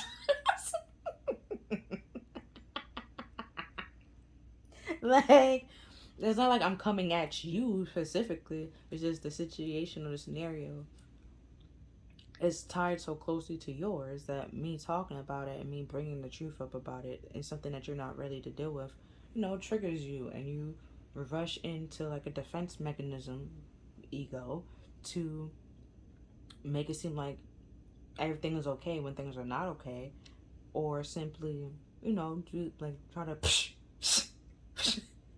what, like trying to brush it off, and it's just like that's not the will never change the fortune, in your favor, because you're not addressing the situation. You're not walking away and separating from what you need to separate it from. And then we have grounding. Oh shit, with the root chakra again. You have to ground yourself and realize that you have, be your own home. Love yourself. Be in a relationship with yourself. Be your own best friend. Beyonce popped in my head. That's not the song I'm listening to right now. But I literally heard Beyonce, me, myself, and I is all I got, and that's what I found out. There ain't no need to cry. I took a vow from now on, I'm gonna be my own best friend, You grounded in yourself, that you separate from certain people, and that you don't realize you don't need to deal with certain things. You can be your own best friend. You can stand up for yourself, root for yourself, ride for yourself, defend yourself. No one knows you better than you. I mean, maybe your parents. But yeah, but no one knows what you need or what you want, what you're into, stuff like that better than you. So it's just like, get in touch with you, date yourself, maybe your taste changed, and it was time to realize that and cut certain things out. Oh, because like how to think about like the separation and cutting things out and pretty much like dating yourself, right? So, fun fact: your immune system changes every 7 years, right? Right. So let's say when you was a kid, you had no allergies, right? And let's say you hit like 30, 20s, right? Maybe even 40s. And out of nowhere, you are allergic to mad things. It's just out of nowhere, right? Like I just told you, your immune system change. We can't see your immune system. We don't know when it changes unless you do something that you're allergic to, and you just break the hell out, and that's when we start. Oh snap! Like but you have to realize that to take your health into consideration. That is the best to find out what you're allergic to, which to stay away from, to separate it from them, no longer be around it, interact with it, because you will break out or puff up and might not get an EpiPen in time or whatever. And then we have divine feminine, which is pretty much like the Empress. Is all four queens of the deck. So you stable, grounded, wifey material, very intuitive, very smart, logical. Do things out of self enlightenment. You take action on your thoughts, and you do it for you. You don't do it for like the need of like the validation of other people or to please other people. You're doing it because you want to do it. It makes you happy and you love to do it. And next we have manifestation.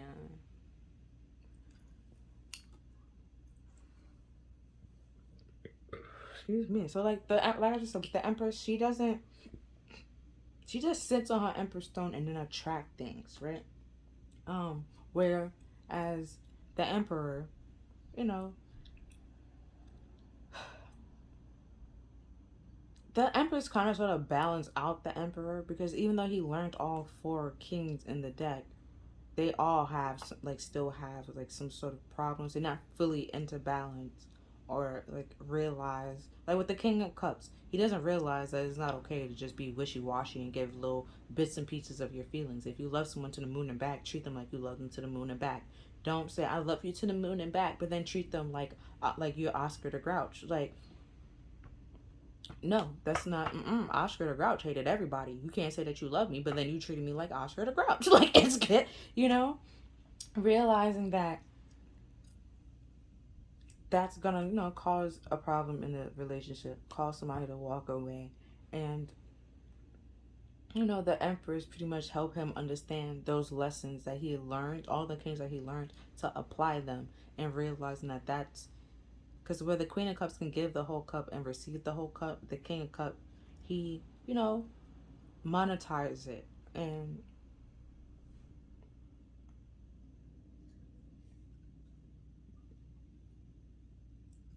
you have to realize that there's just some people that's out there that's like that. And or like with the King of Pentacles, he could be represent home stability, grounded, very wealthy man and stuff like that. But then some wealthy people manipulate or like use their wealth and feel like because they have all that wealth and power that they can do whatever they wanted. Like they can do whatever they want, manipulate people because they have money. They can just throw money at it and and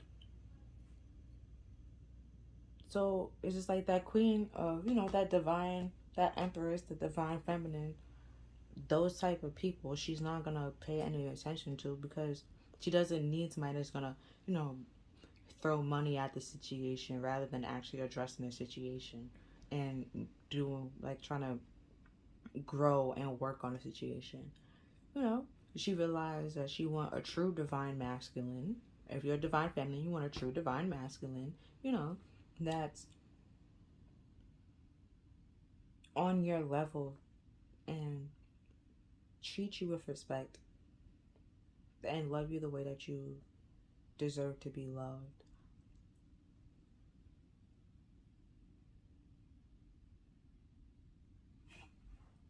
Let's see if there's anything else I want to say.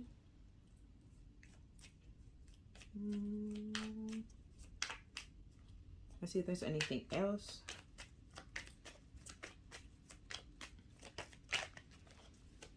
The Emperor Emperor keep kind of sort of like peeking out, but then don't actually come out. And the Emperor is all about like control and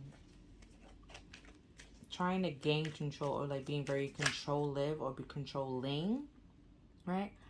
And then from time to time, it can come off like a little egotistic or like narcissistic. And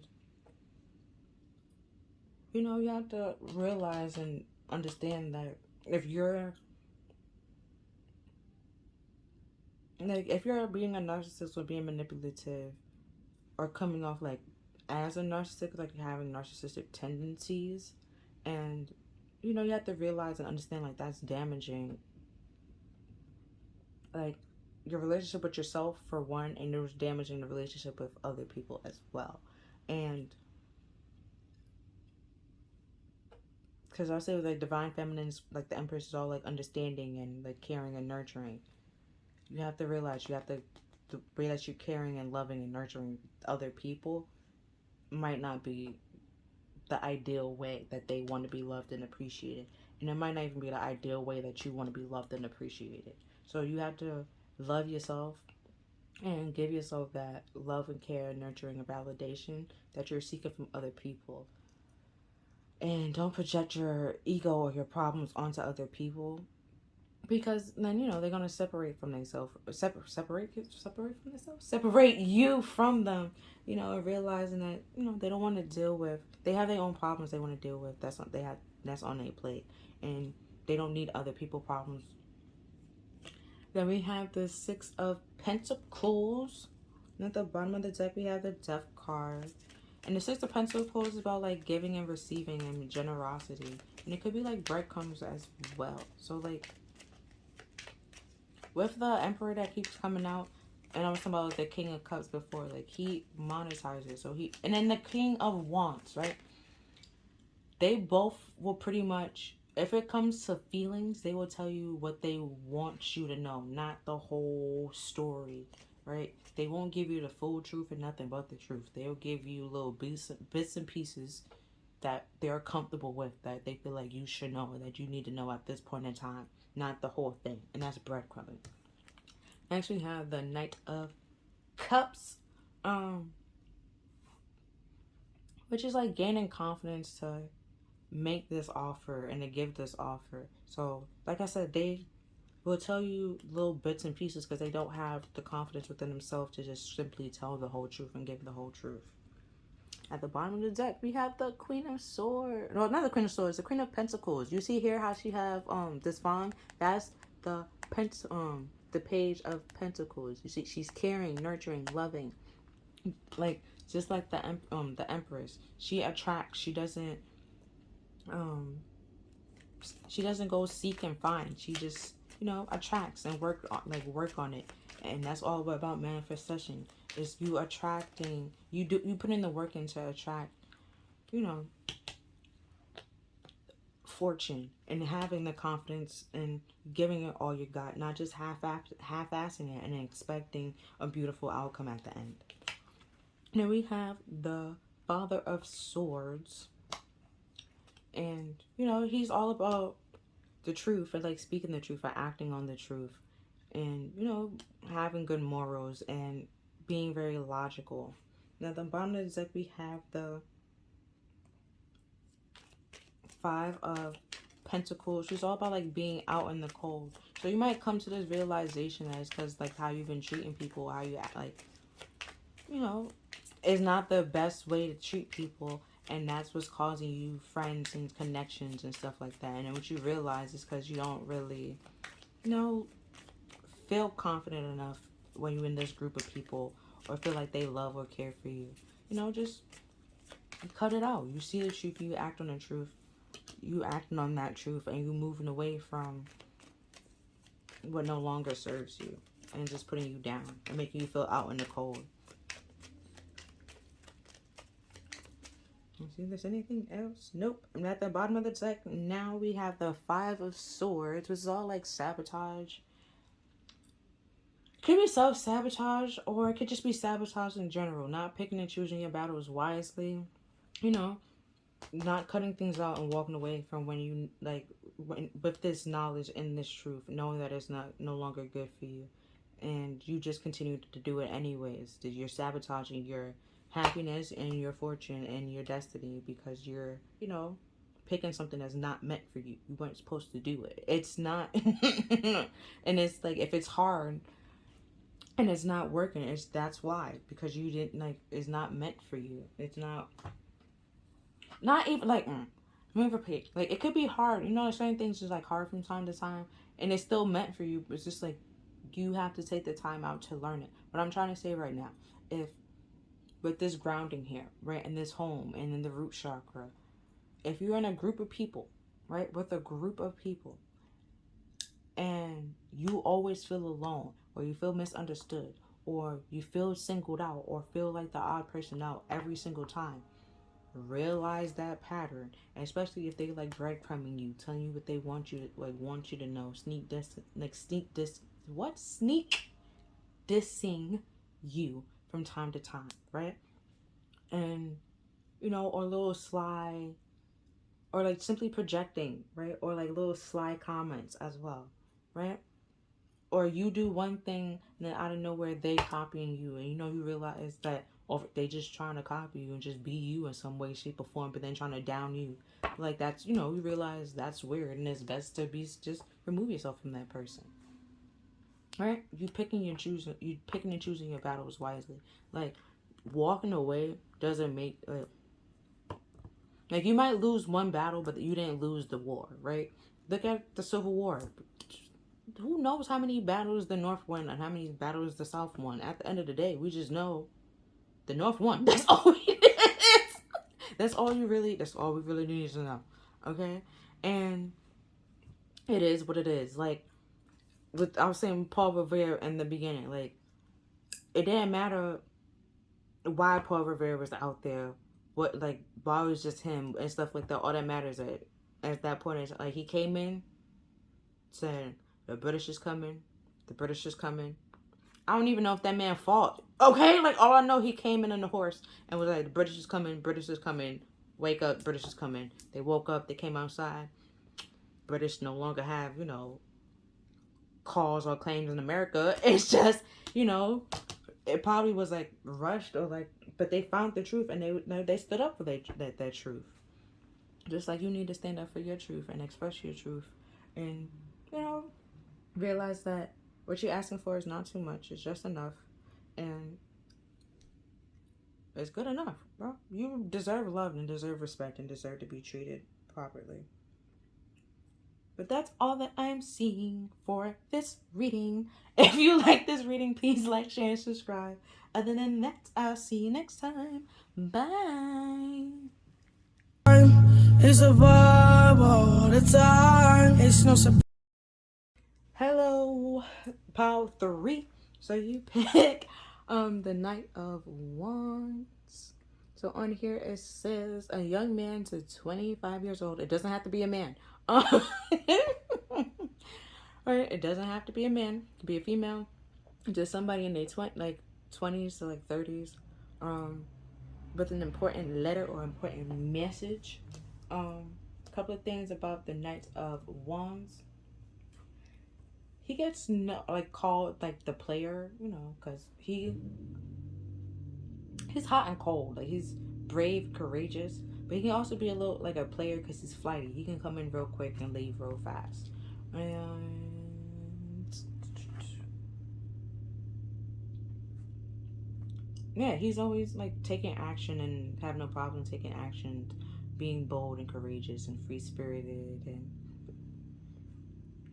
And some people he may not look like all organized, like he has his life together. That can come off like as a player, like, just jumping from one to another. But he can just be doing what feels right to him and being free and courageous and standing up for himself. Now the Knight of Wands reverse is someone that's not is not brave and courageous, and they've been hurt before, and now they it's very iffy on what they take action on and what they rush into.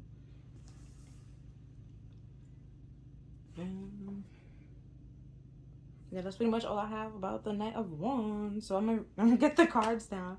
So we have Beauty, Oh, forgot that I did this in almost every other card, every other deck. So the horse is supposed to symbolize stability. Um, where all the other horses is like a white horse. This is a brown horse. Brown is, you know, supposed to be like earthy, grounded, and like stable. And he has the armor to represent protection or like preparation. And the lizards on his, I don't know, like cloth, because no other knight had that. It's supposed to represent like renewal and transformation. The mountains back here, which is pretty much pyramids, supposed to represent obstacles and like changes or challenges that he like overcome and or going to face soon. But he's free to move and take action on them and sort them out and like grow and renew himself and become a whole different person. Reason why I brought that up because we had a snake here, and then that's why I remember the transformation, and then I remember, oh shit, renewal. So yeah, so it could be like time to find the beauty with inside you, not on the outside, because I see the peacock feathers, and it's the male peacock that has these like beautiful feathers and beautiful patterns, and they, I guess it's called peacocking, but they, you know, show their feathers and like all that stuff when it's like mating season. When they're around a female and they want to be their potential mate, they try to show them the beauty in their tail. To, you know, beauty in their tail, you get it? Your tailbone. Your butt. Okay, but to, you know, get them to be attracted and to move on to something but like more stable and grounded with them, or at least have kids with them over time. And you know, sometimes it takes, you ever watch Futurama? If you haven't, maybe you should, because I'm about to reference one of the episodes. But it was Dr. Zoidberg, right? And he had to go back to his his island, planet, whatever it was, because it was mating season. And you know, he tried to get somebody to mate with him multiple times, and he always failed. You know, and that might make you feel a little bit, you know, sad or not confident within yourself. But you know, that's gonna change over time. Like, let's say like right now you don't have that much confidence in yourself, but realize that you have other beauties or other ways to be beautiful. You don't have to just be like beautiful on the outside. You can be beautiful on the inside. And there's some people that's beautiful on the inside and outside, and it's just like, okay, sis, you do you. But then there's just some people that's just simply beautiful on the outside but have a nasty ass inside. So it's just like, don't let other people's form of beauty like shape what you find to be beautiful about yourself or just beauty in general. And if there's something about yourself that you don't like, you don't find beautiful, you can work on it until you accept it, or you know, make it into what you want it to be. Like if you, who, like some people, like if arm fat is a problem for you, I don't know why that popped in my head, but if you have like a problem with arm fat, there's exercises. You know, there's little, the just like they have the waist trainer, they have one for your arms. You know, you can do things to feel more comfortable and stable and grounded in your body, and you don't have to broadcast it for everyone to know or feel ashamed about it. Because if there's a reason why it's a thing. Like, it's not just for you. It was because if it was just for you, you would have created it. You didn't create it. Somebody else created it because they had that same problem, just like you. You know, like it's not just you struggling with certain things and accepting yourself and loving yourself. There's a lot of people struggling with loving and accepting themselves and seeing the beauty within inside themselves and seeing like the beauty around them, or just, you know, in life in general. Then we have authority. The frequency of authority reminds us the true authority is power, direct and realized, yet receptive, wise, and loving. Alright, so the in the normal tarot, right? Or just in tarot in general, the emperor is supposed to represent like authority, but sometimes he can come off like very controlling, right? And manipulative and abusing power and stuff like that. And then it becomes all narcissistic, egotistical, but he's supposed to represent authority. And then there's just certain people when they get when they're in authority, they have like a certain sense of power. They, true colors come out, and it might not be beautiful, and you just have to realize and understand like that's just who they are. Now you have their wisdom. You see that who they really are, and that who they were before. The power or authority, that's still them. But you just see that now when you get a little bit of power, you let it go to your head and blow it out of proportion and feel like you can talk to anybody which kind of way, when that's not the case. That's not the case. And that's why it can come off a little bit hot and cold, a little bit flighty, because when they didn't have that power and didn't have that authority, they were like down to earth or like real cool, real nice and real sweet. But then they get that power and that rise to like fame or whatever, and then they switch up and change into like this, different person that you might not recognize or see or resonate with anymore, like have anything in common with. Next we have gratitude. You fully appreciate the invaluable lessons that life lovingly presents to you. So like in my scenario, my little analogy, the person that y'all was friends beforehand, before they had like a little bit of power or any like clout or money to their name and stuff like that, and y'all was fine and y'all was cool, and then they start have like money or clout to their name, and then they change up on you. They try to like portray themselves as something that they're not, and feel like y'all no longer could be friends because you're not in their like pay bracket and stuff like that. Be grateful that you can see them for who they really are. Like maybe like that's it, before that was them, but now that they have this power and authority, they change into this whole other person that's also still them. People change over, like how somebody was yesterday isn't like how they're gonna be tomorrow, or today, or even how I am today. That's not how I'm gonna be tomorrow. Like everyone changes. It could be like overnight or like over time, but overall, some people change, and some people let power get to their head, or like authority, like being an authoritative figure, get to their head and don't realize that the things that they say has a lot of, holds a lot of weight, and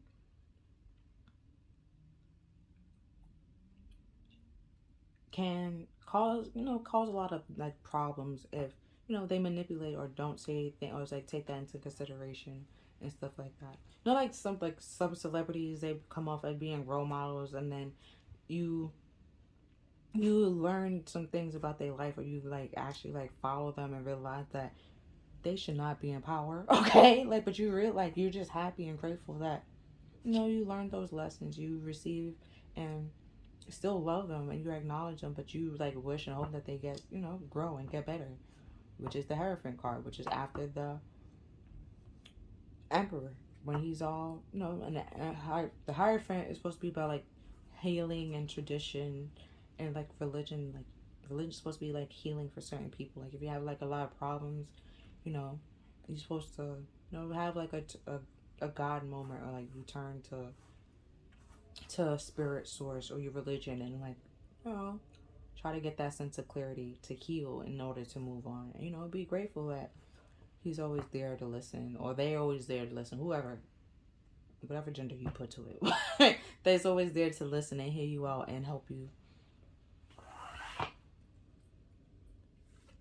Next we have respect. I value everyone's unique perspective on their path of love.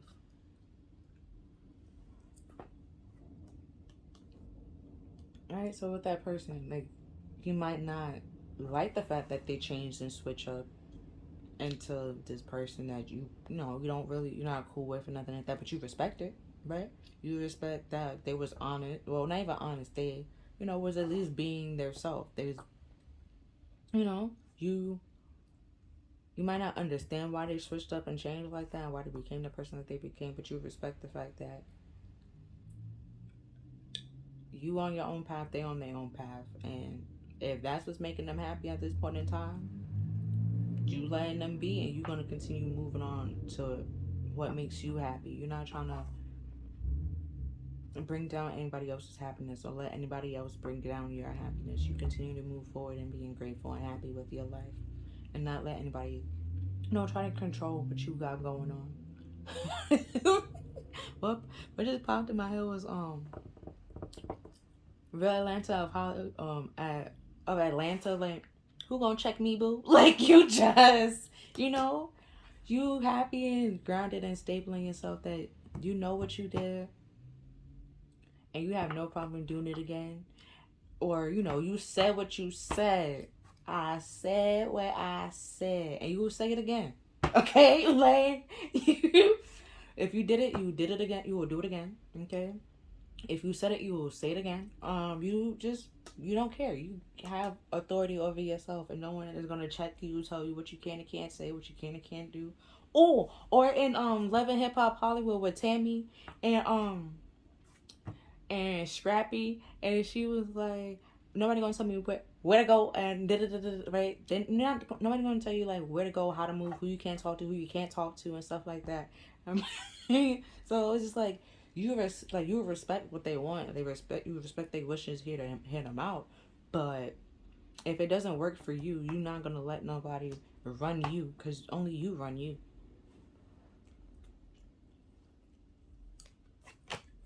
Next, we have a heart-to-heart conversation. Honestly discuss your feelings with each other.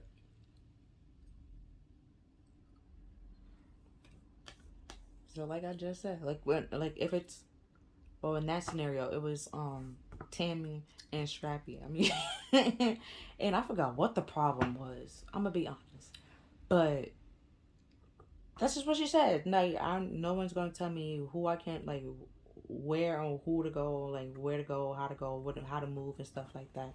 You're not letting anybody take your power or your authority and tell you how to move or where to go and how to act when you're in certain places. You're doing what's making you happy. And, you know, if someone is trying to, like, control you, it's probably time to have that conversation and, like, realize that they on their own path, you on your own path. What makes them happy might not make you happy. And you have to do what makes you happy. And, you know, you can communicate with them, and, you know, let's say they change, and, you know, because you have the renewal here and we have the snake here transformation. Let's say they actually do change for the better and realize, like, okay, I did, you know, switch up and let this go to my head. Let me, you know, reevaluate myself. Like, I can, you know, if I, or, you know, it could be like the opposite, and they get upset or mad at you for the fact that you know, trying to help them and acknowledge the fact that they're not the same person anymore. They're changing, they're being different. Either way, you was honest, you spoke your truth, and that's all you can do. Like, and respect that at the end, like, however you walk away leaving that situation, you respect the fact that you spoke up, you defended yourself, and, you know, cleared the air. You spoke from the heart, you spoke true, and you might not agree with their thoughts or what they're doing, but you know, respect and understand, like, they're different. They're not you.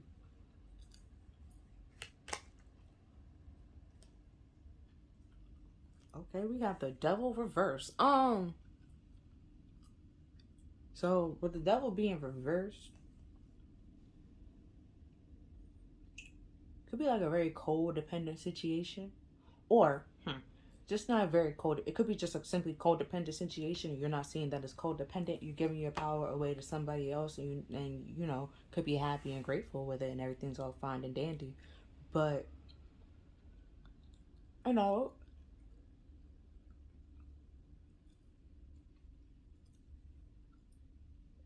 but let's say it's time to change and release that situation, because it's the devil reverse, bro. It's codependent. It's not.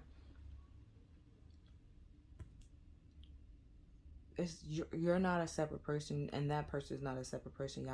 Y'all depend on each other to, you know, for could be like emotional support, financial support, just support that you feel like you can't give to yourself. You're looking for other people to give it to you, and that can lead you into like relationships or problems where you actually need to speak like clearly and say that you're not happy here. If it's codependent, like, or let's become Stockholmy. Like, an example, Harley Quinn and the Joker. Do you want that kind of relationship? No. Look at Harley Quinn. She was Harley Quinn. She was Harley Quinn Quinzel or something like that. Um, with the whole PhD or doctorate, working in Arkham, taking care of patients, right? The whole psychology person, right? And then she met the Joker, and then, oh my God, head over heels. Yes, I will help you beat up Batman. Wow, you know?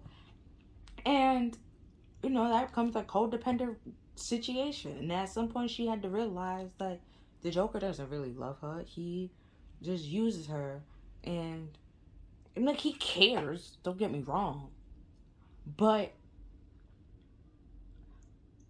love might be dragging it, like, but then when you hear his story, you understand, like, literally his motto is, it takes one bad day. Like, it's just, that man can't love right now. He's still trying to get over what happened to his wife, his kid, why he's pale and green, you know, is some things he has to deal with. He's literally saying it takes one freaking bad day to snap. Don't look at me like I'm crazy because I snapped. Anybody will snap. Like, it's just, you know, Harley Quinn. She snapped for love. It's just, and then got up in like a codependent Stockholm situation that she didn't need to be in. And then the new cartoon that she was in, she literally was blaming the Joker for like certain problems and like why her life is a certain way. But then it's just like, no, you chose to throw away everything for the Joker. Don't blame the Joker when you made those choices. You chose to give your power to the Joker. You made him the authority in your life. You gave away your power. You gave away your authority to him. He was grateful about it. Right? Right. So don't blame the Joker. Don't be mad at the Joker. Like, he was wrong. Okay, don't get me wrong. He was wrong for just leaving her and abandoning her. Wrong. But respect the fact that you made those choices. You made those decisions, just like he made those decisions. Y'all can have this truth, like this heart-to-heart conversation. Speak honestly. Speak truthfully. Lay it all on the table, and that's the only way something will like change, or that's when you have like that sense of clarity that this isn't a healthy situation to be in. It's very codependent, and you need to break free, and you need to leave and get away, just like just like the Harley Quinn did. Wow, just like Harley Quinn did, right? She went from being Joker's sidekick to actually being a freaking villain her damn self. So it's just like, she's no longer a sidekick. She grew into being her own individual person. And we have the Two of Pentacles, which is like multitasking, going back and forth, or like trying to juggle. Pretty much like multitasking, trying to go back and forth in between two things, and that can keep like get you stuck in something like very cold, like I said, codependent, or Cause if you don't see that her foot got a chain, bro, like let me show you the card upright. It's a nice card, right? It's beautiful, right? Until I tell you it's the devil's card. It doesn't look like it will be the devil. You know, like I was saying before, they could be pretty, but have like a nasty attitude. And then you get stuck in a situation. See the chains on her foot. She's stuck in a situation where she doesn't want to be in. Restricted. And you juggling rather like on changing and transforming, like changing and transforming into something better and letting this go and outgrowing this codependent situation. Like if Harley Quinn had continued being with the Joker and kept going back to the Joker, she would have forever been a sidekick. Never have gotten the respect from other villains or anyone around her, or even from the Joker him damn self, if she never like proved that she can stand by herself, be her own, like have her own crew, for one, fight by herself, defend herself, and that she doesn't need the Joker. She can get a group and have a team, but she doesn't really need a team. She's okay by herself and like fighting for herself. You know, and cutting out those codependents, like going back and forth of should I stay or should I go? Like if it's codependent, nothing good comes out codependent. You could be codependent on a person, codependent on drugs, codependent on like a way of life. And just overdoing it or overindulging. And you know, you're giving away your power even then. Like you're letting something else be your clutch or like be your authority and say like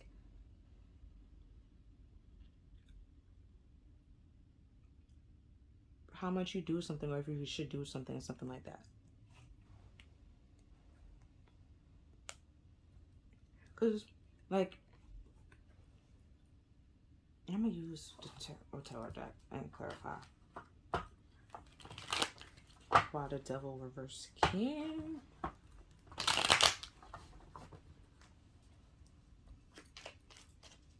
Because when I was shuffling the cards, I'm gonna be honest, I saw the devil card, but it was upright. So, so when it became reverse, I don't know. The reason why I feel like it's negative and it's like stuff like that, because from this deck, between the cards between it was the Six of Swords, was choppy, and then behind it was the Strength card, which could be like pride and ego. And we have authority here. So it's like definitely like pride and ego. And, you know, you could be like very codependent on like your ego and being like trying to control things.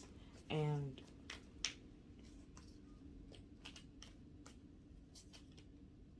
sugarcoating your feelings and not saying what needs to be said and saying just the bare minimum.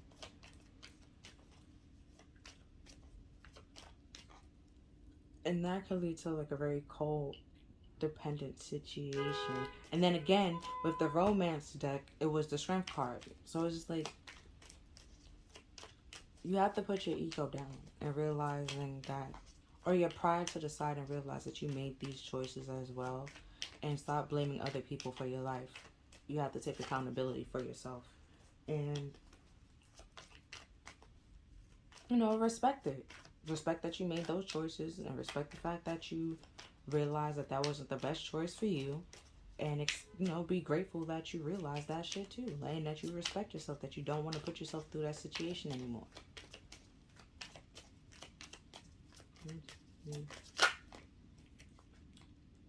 So we have the Six of Pentacles, which is about giving or like generosity, equal give and take. And then we have, or it could be breadcrumbing, right? Then we have the Two of Cups.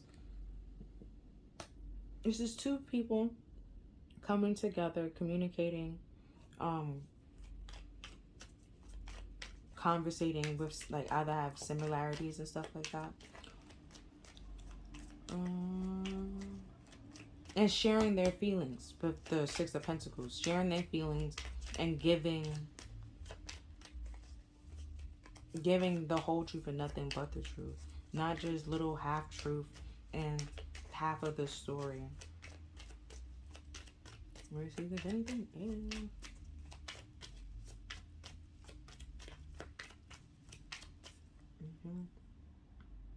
And at the bottom of the deck now we have the Four of Pentacles. She's all like insecurities and not giving to something, or too scared to like spend or give to something out of insecurities. So you just hold on and bundle it all up. And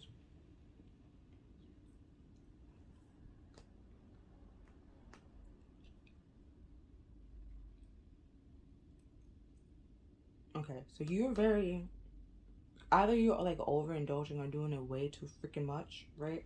Breadcrumbing other people and missing out on opportunity that you actually want to do. So you're giving away your power, right? Or not acting on your power.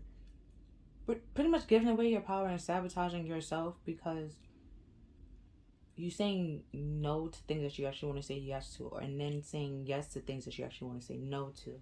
And or if you're in a codependent situation, you're giving to it for like financial reasons or like materialistic reasons rather than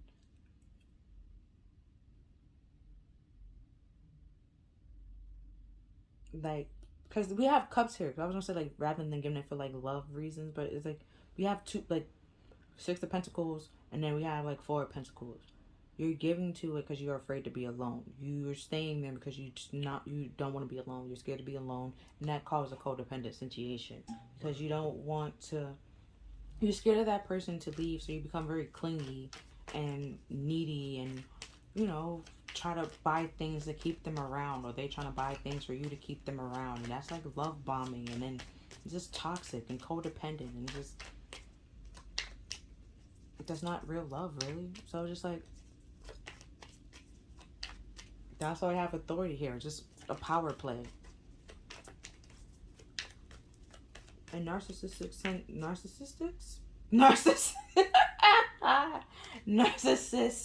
tends to love bomb and manipulate and trying to buy you a whole bunch of gifts to try to like carpet sweep or brush over the problem or the fact that there is a problem here, that y'all are codependent into in a relationship, that they're trying to control you and what you wear and what you do and who you talk to and stuff like that. And no one should be able to control you other than you. No one should have that authority or that type of control over you than you. They don't know when would be the best time. You have the Temperance, right? Balancing. And there's an angel. It's an angel card. And angel energy obliterates devil energy. It just brushes out, blows it out. So it's like you're going back and forth between the devil and the angel. Ooh. What popped in my head was Juice WRLD, oh no, head not is over. Like he has like the devil and the angel on his shoulder, right? And what song is that? Damn it. That A Boogie popped in my head. So it's just the angel and the devil. Like it's just, now it's like you use my past and my memory as a weapon. So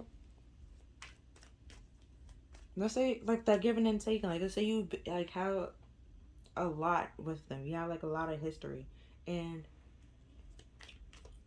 the devil will try to bring that up. Like, oh, remember that time when we did this, and the third?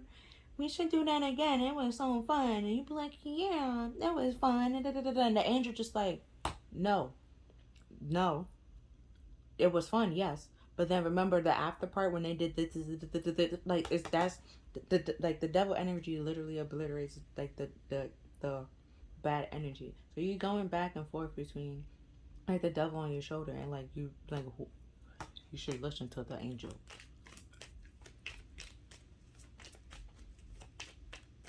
Like in those cartoons, right? Cusco. Like Cusco New Groove, when it was like not Klaus, but Kronk, and he he had an angel on one shoulder and he had like devil him on the other shoulder. They would like talk to him and like go back and forth and stuff like that. There's a lot of shows that does it, but you know, it's pretty much like you having like a conscious moment, or like trying to take a moment to realize what choice you should act on, what should you do. And so right now it's like continue giving to something that's very codependent, or break away and find something better and beautiful that's actually angelic and happy and helpful and healthy, not very codependent, devilly, stale, toxic, and like very hard to grow in. Oh shit. That's damn 3 strength cards for like 3 different decks. Like it, you have like it balances out your ego and the pride that you have in this situation, that like everything is okay. Like this, no, it's not okay. Like Harley Quinn, she probably felt like her relationship with the Joker was great, A1, beautiful, like, but it wasn't. And when it came, you know, at some point in time, she had to realize that and accept that it he didn't love her, or like love her the way that she thought. And they probably had a lot in common, like the hatred for Batman, but that's pretty much just it. And cause you see how here these like dark cards, like in the background is all black, and then you have like a little bit of light, right? And then here it was all rainbows, sunshine, and even here is light, and then the dark is at the bottom. You like over the angel energy like obliterates that devil energy, so all that's left is common sense and what's good. You see the good and you realize that this person isn't good for you, and that you have to then the strength card, he holds one of the roses from the 2 of swords, right? The 2 of cups, which is over here, right? So if they come into you, right, he holds one of the roses, right, from the 2 of cups, and the 2 of cups is over here with the devil. If they come to you trying to give you this rose, or any type of codependency, toxicity rose, you can see through it and realize that it's fake and it's not really love. They're not giving you everything. They're not giving you the full truth. They, you know, holding back some things and trying to juggle some things and being wishy-washy and control the outcome, or control everyone around them, and like that's keeping them stuck, keeping you stuck, keeping the situation stuck, and it can't grow and flourish into something great and more and better. So the Temperance card, Angel, is here to clear out the situation and pretty much realize that is the pride and ego is what's the problem here, and giving away your power to somebody else. You have to realize and accept that you did that, for one, and you know, forgive yourself for that mistake and thinking that this, like, the person actually loving, had genuine care for you. See what anything else. Well, now we have the High Priestess at the bottom of the deck, but when, I don't know if y'all heard the little but the cards fell, so then I had to pick it up. But the High Priestess was one of the cards that fell on the floor, but it was reversed, so it's pretty much upright. You know, she's very secretive and also very intuitive, you know, and that's only in your head. She don't really say it much on like out loud and stuff like that. But with her, like when it being reversed, is like, you know, she like secrets. So you like hold her cards close to the, like, her vest or close to the chest, however one you want to identify it as, right? With it being reversed, you know all her cards. You see all of it. You know. Like I say, like, if you're in this codependent situation so long, or this like with them a narcissist for so long, that you know their tactics and you know the little games that they play. That when, you know, the angel energy, when they try to come to you and do it again, you can simply, you know, pick up on it and realize like they're just in their pride and their ego, and that is not true, it's not realistic, and what they're saying, you know, just like a tactic or like a ploy to, you know, have, you know, like a power play. And you know, if you stop reacting or like doing certain things or like see through a tactic. Oh, I love to say, my example of gaslighting or like manipulating, or it's like not even manipulation, gaslighting is there's no war in Ba Sing Se, right? Right. Now, if you watch Avatar, The Last Airbender, if you watch The Legends of Korra, you know that there was a war in Ba Sing Se, right? But that was, they gaslighted the situation, even though you can see and know that there was a war in Ba Sing Se. They will legit tell you that there was not a war, and it's like, what do you mean? I think one time she legit said there was no war in Ba Sing Se, and a whole fight broke out behind her, and it's just like, then what is that? Like, it's just like, then what is that? What is happening? She just still there's no war in Ba Sing Se, like full blown smile, and it's just like, ma'am, like I can see it, you know. So it's just like you can see through it, and you see through their tactics. At some point in time, they just simply leave you the frick alone because they realize their tactics doesn't work on you, and that they can't manipulate you. They can't, you know, that authority or that power that they have over you. They can't do that anymore.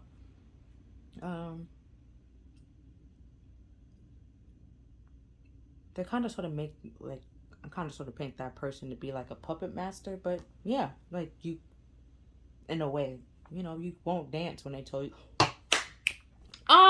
Freaking when I did this, freaking Backstreet Boys popped in my head. So, you know, in that point in time, and bye bye bye, you know, they had their manager, right, was who had authority over them, and they was in like a very, you know, codependent situation. The manager need them just as much they need the manager to book opportunities and gigs and recruit them studio time and make sure like they get to hear and this right.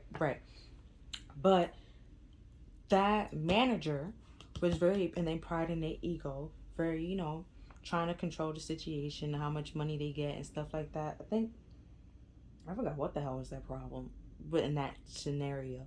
But you know, they came together, realized that he was breadcrumbing them, not saying the whole truth and giving the whole truth and like talking. You know, they weren't seeing eye to eye, right? And because if you breadcrumbing it, it's like false. It's false communication, or you understood what they said, but you didn't understand the full blown story because they breadcrumbed it. They didn't give you all the truth, the whole nothing but the truth, full blown truth. They omitted some things, and that changed the whole story, the whole scenario, right? And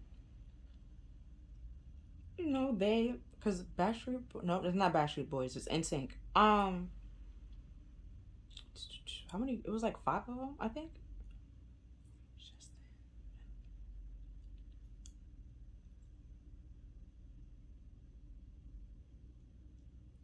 It's either 5 or 4. Either way, they came together, realized that this situation can only get better or could get worse.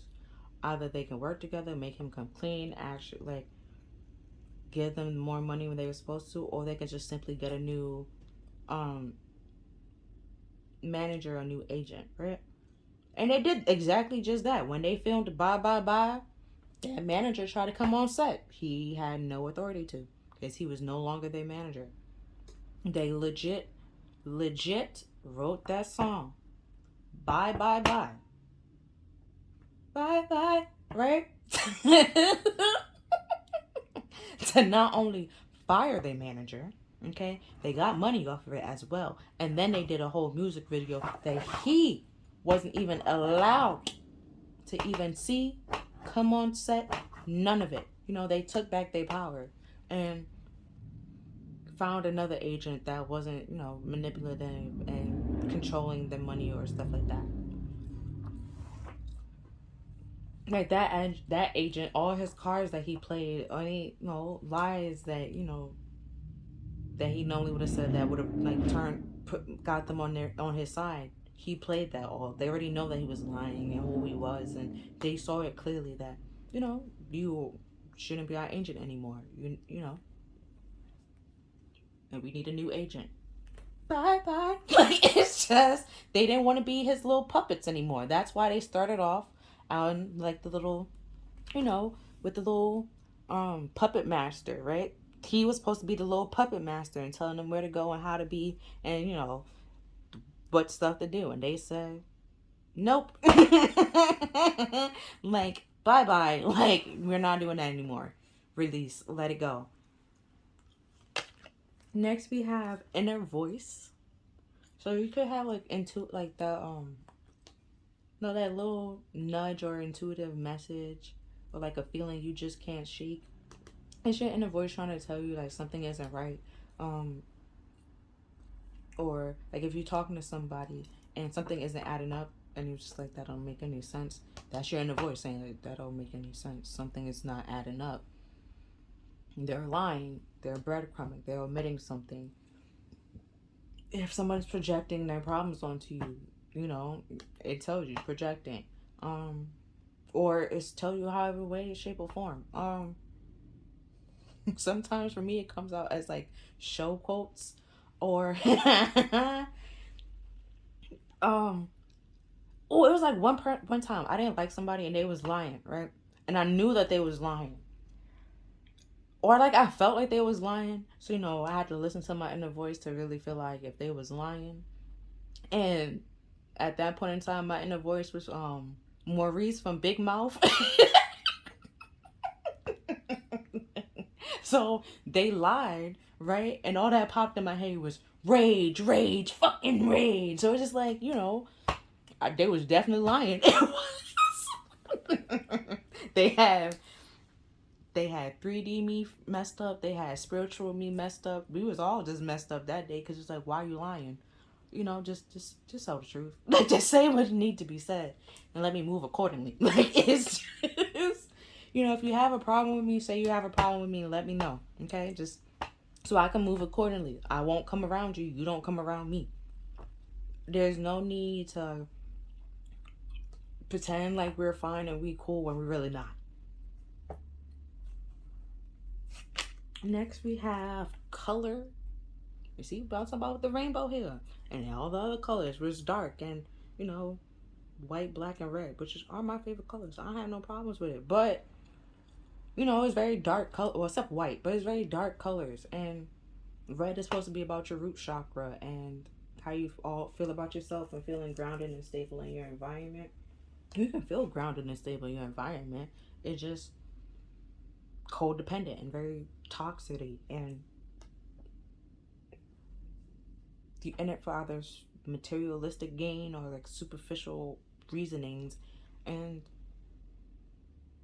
that's not gonna help neither person in that party.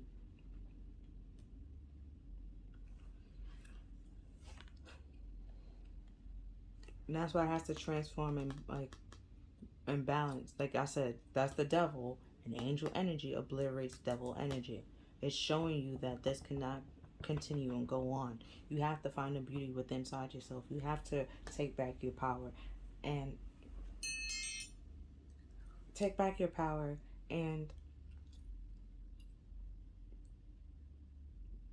because once you do that, you start to see the beauty within inside you, feel beautiful, know that you are beautiful, and started feeling more happy and grateful in life and respecting yourself more and not letting somebody else have more validation on how you feel about yourself, or let other people have validations or credit or make you feel hit the ring stick, hit what the light stick,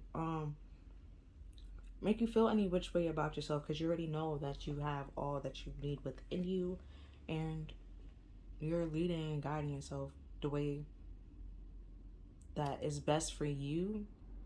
And it might not be best for other people, but you're doing what's great for you. Like I've said here with the brown horse, brown is all about like earthy, stable, and grounded. And this situation isn't stable.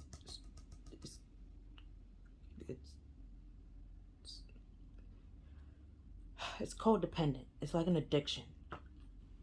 Your relationship shouldn't be an addiction. Like over and like, no. No. Next we have nourish. Nourishing yourself. Like I was just trying to say before, like seeing that you're beautiful, knowing that you're beautiful, and taking back your power. and, caring and loving yourself. Next we have transformation. And we have the lizards all about renewal, and we have the snake was about transformation, and the devil, like not the devil, the angel here, it transformed, right? Or like not even transform, it could transform that devil energy, right? Right, angel energy, you transform devil energy, obliterate it, like I said, make it be gone, and transform the situation into something better and beautiful. But you have to balance it and be patient and realize that you played a role as well, and acknowledge the role that you played and take back your power. Acknowledging that you played a role, that you gave your power away, that they didn't take your power away, you gave it away, right?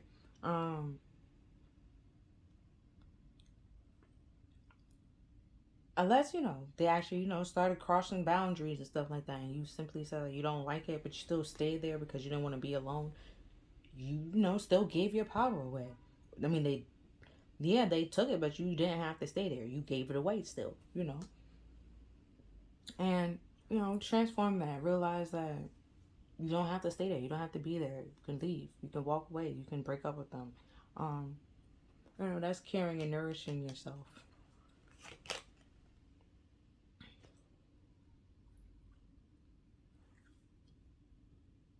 And then you see how I said here, this is like the angel and stuff like that. Doesn't these hands look like it coming in from spirit? Like your hands is open and the light is coming down from spirit, trying to tell you, in your voice, in a way that this situation needs to change. How to change it? By nourishing and loving yourself, and knowing that you are beautiful and capable and you're deserving of love, and to take back your power in this situation. Speak your truth clearly and authentically, and stand up for yourself, and don't care what anybody else think or feel about it. You have to do what's best for you and take action on that and move on and move forward on that. Because next we have soul love, which could be like self-love in a way, because it's your soul, and that's all your soul want to do is just love and care and be happy. And this situation isn't love.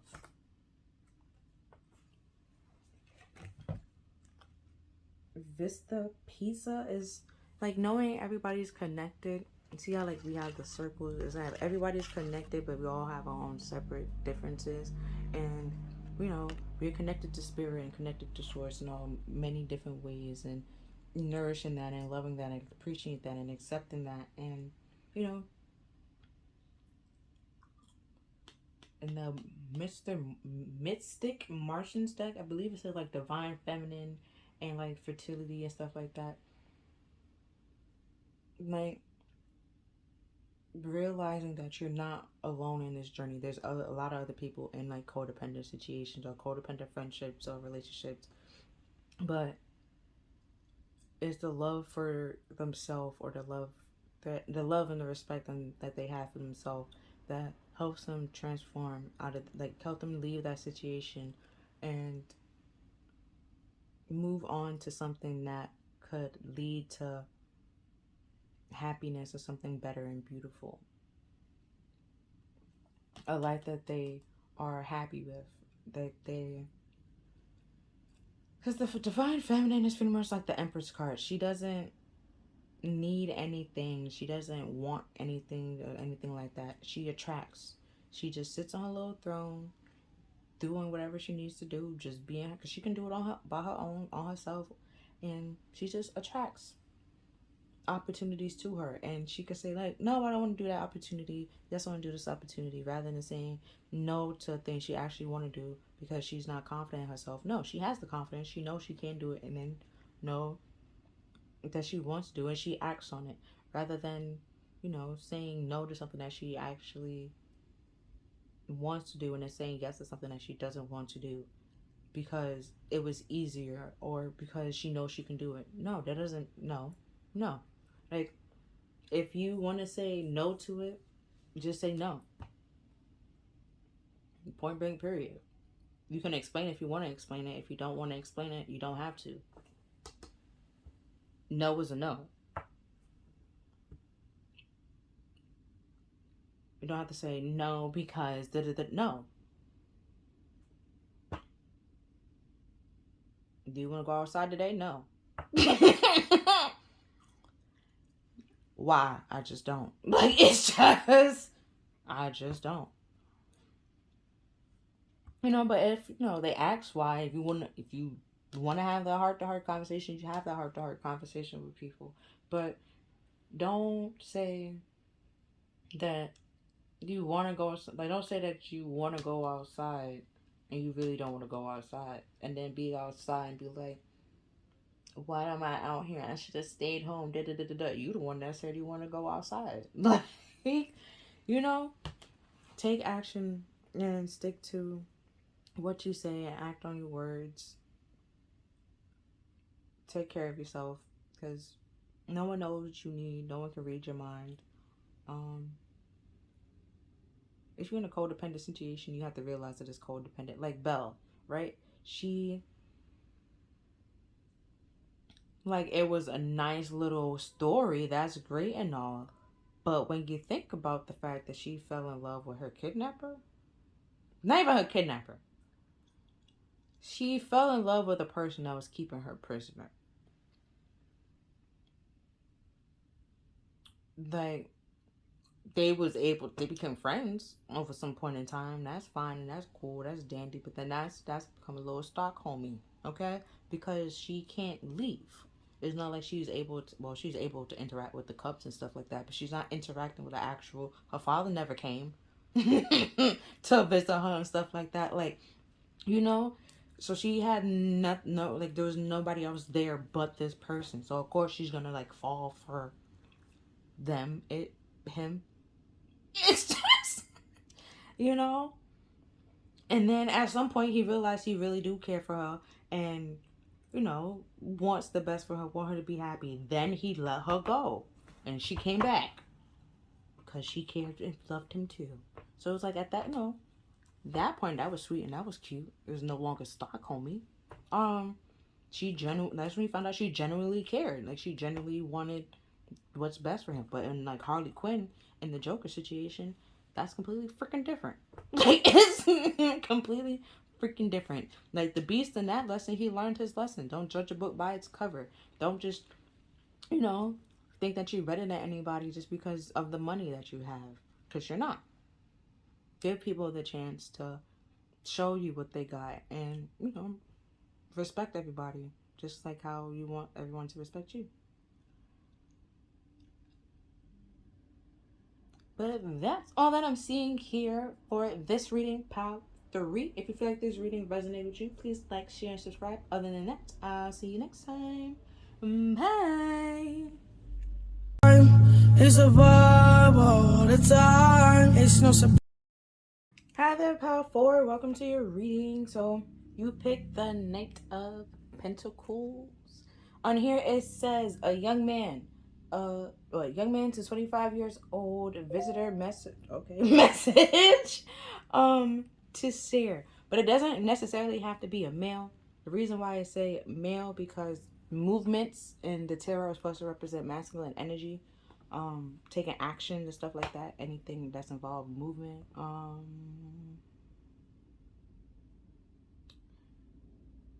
So a couple of things about the Knight of Pentacles.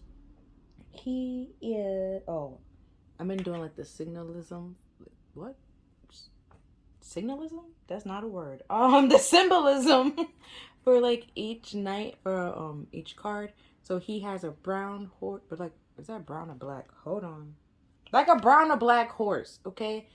But like brown is supposed to represent like earth and being like grounded and stable and stuff like that. And the pentacle is supposed to represent like materialistic things, either like house, money, time. Can also represent that. His armor is supposed to represent and symbolize being prepared. If you see wind, if you see like wind, like if he had like clouds back there and it looked like a little scattered, the winds is supposed to represent worry of thoughts and like trouble and stuff like that. And mountains represents obstacles that he have overcome and faced. But the field is supposed to represent like the preparations and taking time to, plant the seeds and, and wait for them to grow. Sometimes you see the Page of Pentacles like stopped at the water or stopped by the water because having supposed to represent, like, at that point it's supposed to represent like him having a hard time processing and handling his emotions. The Knight of Pentacles is like the second slowest energy in his deck. He's the slowest moving knight. He's just always late to the party. It's just, he's gonna get there, he's gonna show, but he's gonna be fashionably late. And like the offer that because he's bringing news or bringing like an offer, and it could be like a real ground stapled solid offer, and it takes some time to get that in order. Anything else I want to say about the Knight of Pentacles? Oh, this night, he brings attention, or supposed to represent like taking time and like slowing down. Because sometimes you could see him with the horse and he's not on the horse, and then that kind of sort of represents like he could be moving faster, but he just choosing to move slow and like drag his feet a little bit. But seeing that he's on the horse, he's actually like making progress and trying to move on and move forward. As slow as it might be, he's actually like moving on and moving forward. But this night is to represent, or to bring attention to like slow and steady hard work to reach one's goal. It can represent commitment, effort, like effectiveness, hard work, and patience, and steady progress. So let's see what else we have here, or what the Knight of Pentacles had, like what message he has brought here for you today. So he has, what? We have cycle. So something could be closing. A cycle could be ending and like another cycle beginning, or you need to close out a cycle in order to begin a cycle. Let something go in order to start a new. And that cycle could be anything. Like, if you, let's say, in school, you in second grade, that, that's a cycle right there. And you have to close that cycle in order to go to the third grade,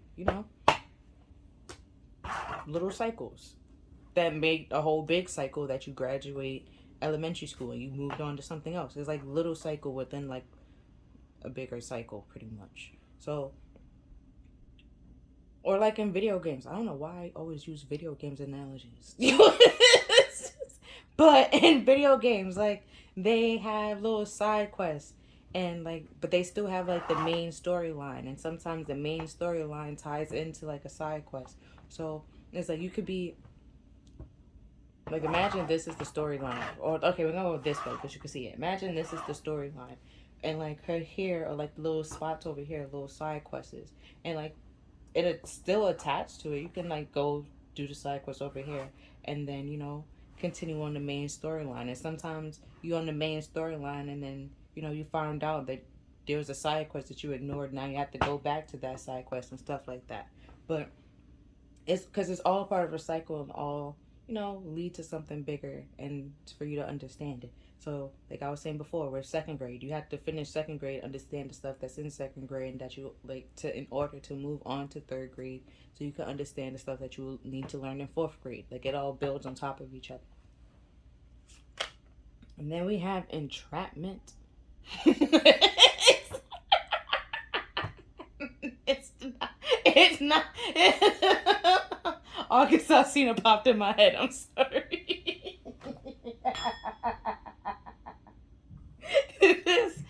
Yo, I don't know why. As soon as I said it, August Alsina popped in my head. So you could be in like a little situationship with somebody, and might be time for that to come to an end, because it could cause some problems. Yo. Oh, I know she said she was in an entanglement with August Alsina, but I don't know why I said entrapment and that popped in my head. It might lead to entanglement that you get entrapped in. Like, don't do it, okay?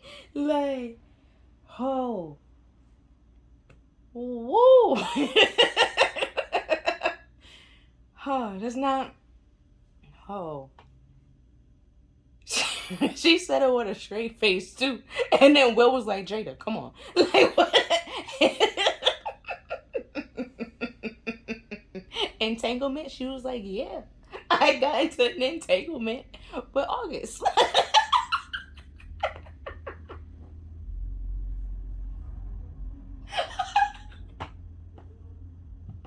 So, and then like August Alsina said like he made a song or something like that, you know. Could have led to a whole situation. And when Jada felt either like she had to be with August unless, you know, she had let him entrap her. Also, if it's a cop and they try to entrap you, bruh, that have to be thrown out because they have to say that they're a cop. Okay, this that's breaking the law. So it's at that point in time. Criminal justice. It was, yeah, because if they did not tell you that they are a cop, okay, and then out of nowhere, they pull out that badge. That's entrapment. Okay? And anything that you did, they can't use it against you. They can't. All right? That get thrown out. Like, next we have let it, what I said, let it go. If you in like a situationship, entanglement, leave before it become an entrapment. Okay? Like, don't wait. Just leave. Just get that money, get that bread, and leave. Like, just not money, is get that head. Damn it, forget it. Either way, time passed. Just leave. Let it go. Right? And then you see like those dark figures in the back. It ties to a whole other card that I have. But that card didn't come out for you. But it's a self-sabotaging card, right? You have to see the mountains. That was something about that. And the page, well, not the page. The Knight of Pentacles. You overcoming those obstacles and letting things go. You have to release and let go. That self-sabotage and not being like dilly-dallying. And because, you know, you're going to get caught up in something that you don't want to be caught in. Oh, I don't know why that shit was so funny to me. And then we have perception. The frequency of perception support our natural curiosity, moving us beyond our comfort zone to find the edge of what we perceive as real and to take a good, hard, deep look at it. You know, so like I said, like he's gonna be late to the party. You know, he's gonna get there. Don't know. He might be late, but he's gonna get there. Like he's reliable. Don't get me wrong. You know, commitment. He's gonna get there. It might take some time. You know, he have to see it through a different point of view and gain like a sort of perspective that works for him. Then to move on and move forward. You know, like what might works for me and how I see the world might not be like how you see the world or how you perceive the world. And even learning wise, like people learn differently. Like if you have like a mental disorder, there's like different kinds of ways for you to learn or like understand information. Like I said before, like I think I said in one video, like some people they could sit in a lecture all day and be fine and just hear the person talk and just absorb the information. There's some people that legit have to write it down, and there's some people that just simply have to read it and they like be fine. And there's some people that there's just visual learners, and that's different. They all have to perceive like the information a different way to understand it.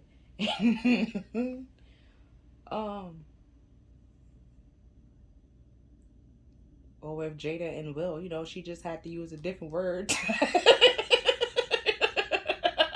she didn't say relationship or like a situationship. She made entrapment. No, entanglement. You know, she made up a whole new word to, you know, show or to let us understand how like a little preview of what that relationship was. It was,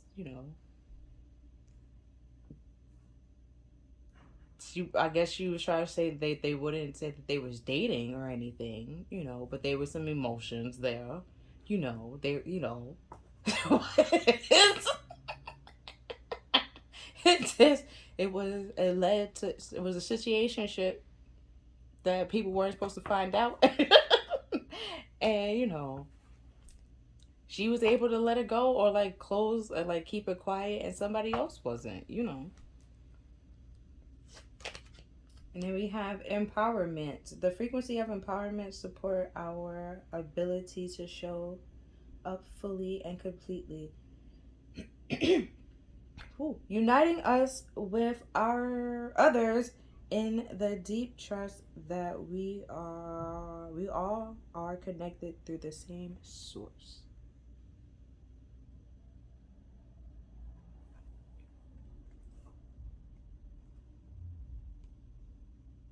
All right, so Jay and Wilda, what? Jada and Wilda, what? Will and Jada is about to be the whole topic of this conversation, right? As you see that, she have her little show, not even her little show. I'm not trying to downplay it, but it's she had like mad things, but like the Red Table Talk, right? And she, they talked about it. They brought it on there, like it was in, like try to like show other people or other couples, like yeah, we have our own problems. We have like no, but we still trying to make this marriage work the best way we know how. And they even admit like they bad. They marriage is a little bit rocky on the rocks, and they but they bad marriage for life, bad boys for life. They riding with each other, rocking with each other until they gonna realize that it's best to close out this cycle. They in something that they don't want to be in and let it go. And there's other like couples or like married couples or just relationship people that's going through the same thing, and they can see what they're going through and either realize like I don't want to end up in that situation, so it's best to end it, or just simply be like, it works for them. I have no problem with that. Like I'm open to the idea, and yeah, I try that. Like it's everyone has their own, their own way of a relationship working. Like you might be fine with an open relationship or like a polyamorous. I think that's the actual word, polyamorous or polygamous, whatever relationship. And then there's some people that just want to be in a monogamous relationship, and to each his own. If it works out for you, that you have no problem being in like a polygamy relationship. And the reason why I don't like polygamy is kind of different than like an open relationship in my head, because like open is just like it doesn't matter who it is. Like a polygamy, y'all know each other or something like that. Like y'all all, well, in the video that I watched, they all knew each other and was like a whole little family and stuff like that. In an open relationship, it's just they're not a family. Okay, they're not a family. That's why I don't like. I have one here, one there, and then the other one there. Okay. I don't know what the hell Will and Jada is. At one point in time, they were trying to say they were swingers. Then come to find out they're not swingers, and then they was said that Will was out here dating people. So I don't see what was the problem with her in August. I don't even understand. But I guess the fact that August said something, I don't know. But it's the fact that they was able to sit down and like answer those questions or like give some sort of answer to the public on what was going on and what was happening. To that probably like a bump of their marriage or like a cycle in their marriage that they have to get through. That if no, I say like if you're in a polygamy relationship or like an open relationship and like you just want to be with that one person, that's a cycle that you have to realize that or like get through, that they was used to like or like used to dating a whole bunch of people, like having a lot of people or getting affection from a lot of people, to now just just strictly you. It might be a lot to let go and to like get adjusted to. And But to realize that you're not just like you're not the only one. There's other people out there going through the same thing is very empowering, and to help you, continue pushing through and persevere and like let go in a way. Because pretty much all my examples that I just said, like there's Will and Jada, right? Well, August Alsina and that little I don't know why I keep saying entrapment, but it's entanglement.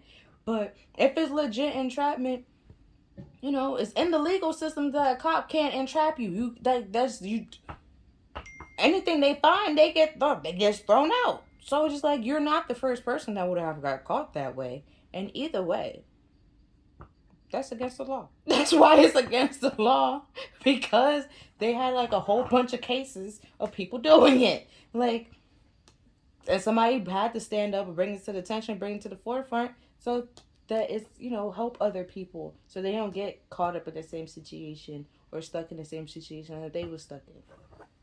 That's very empowering. Meant to help and inspire others. And then we have solar plexus chakra.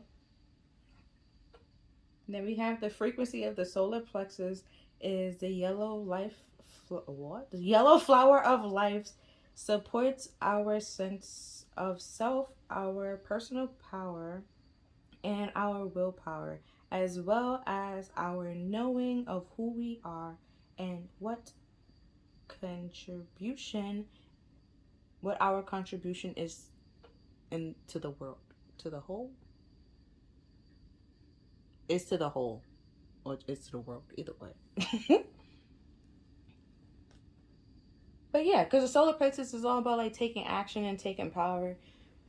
Well, taking action, and that's all about power. Like I was saying with the night, it's all masculine. And then, the sun is even like supposed to be like a masculine card, is masculine energy. And the moon's supposed to be feminine. I bit my tongue. Feminine energy. Ow!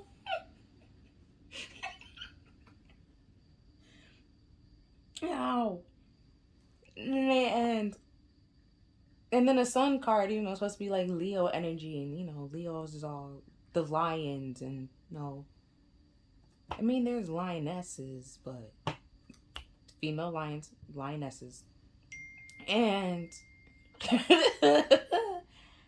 but they always talk about the lion, all masculine and his mane and stuff like that. Because she's take action and control, or like try to control the kingdom, but make sure that everyone is okay and taken care of, and looked after.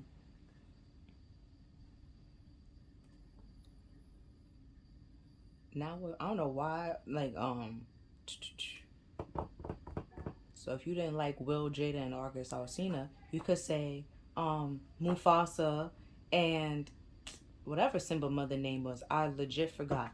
But Scar. I was gonna say Nala, but I know that's not her name. Right? Whatever Scar problem was with Mufasa, he once he was dead, he tried to take over. And then not only did he try to like take over the land, even though it was like damn near everyone was dying, it was deserted and stuff like that. He tried to, make Mufasa's wife like kind of sort of his wife and stuff like that, and it's just like, no. She didn't want to, and that could have, I don't know. I'm gonna be honest. I know Scar has a kid, but I don't know who the parent is. I'm gonna be honest. No spoilers. So whatever that could have been an entrapment situation, okay? A situation she just had to, something happened and she walked out of it and she let it go. I don't know. Or he actually had a kid with somebody that had no problem having a kid with him. I don't freaking know. I stopped at Lion King's 1.5 because all that I cared about was watch out for the hyenas come. That's all I cared about, honestly. But I know the songs of Lion King too. That's the crazy shit.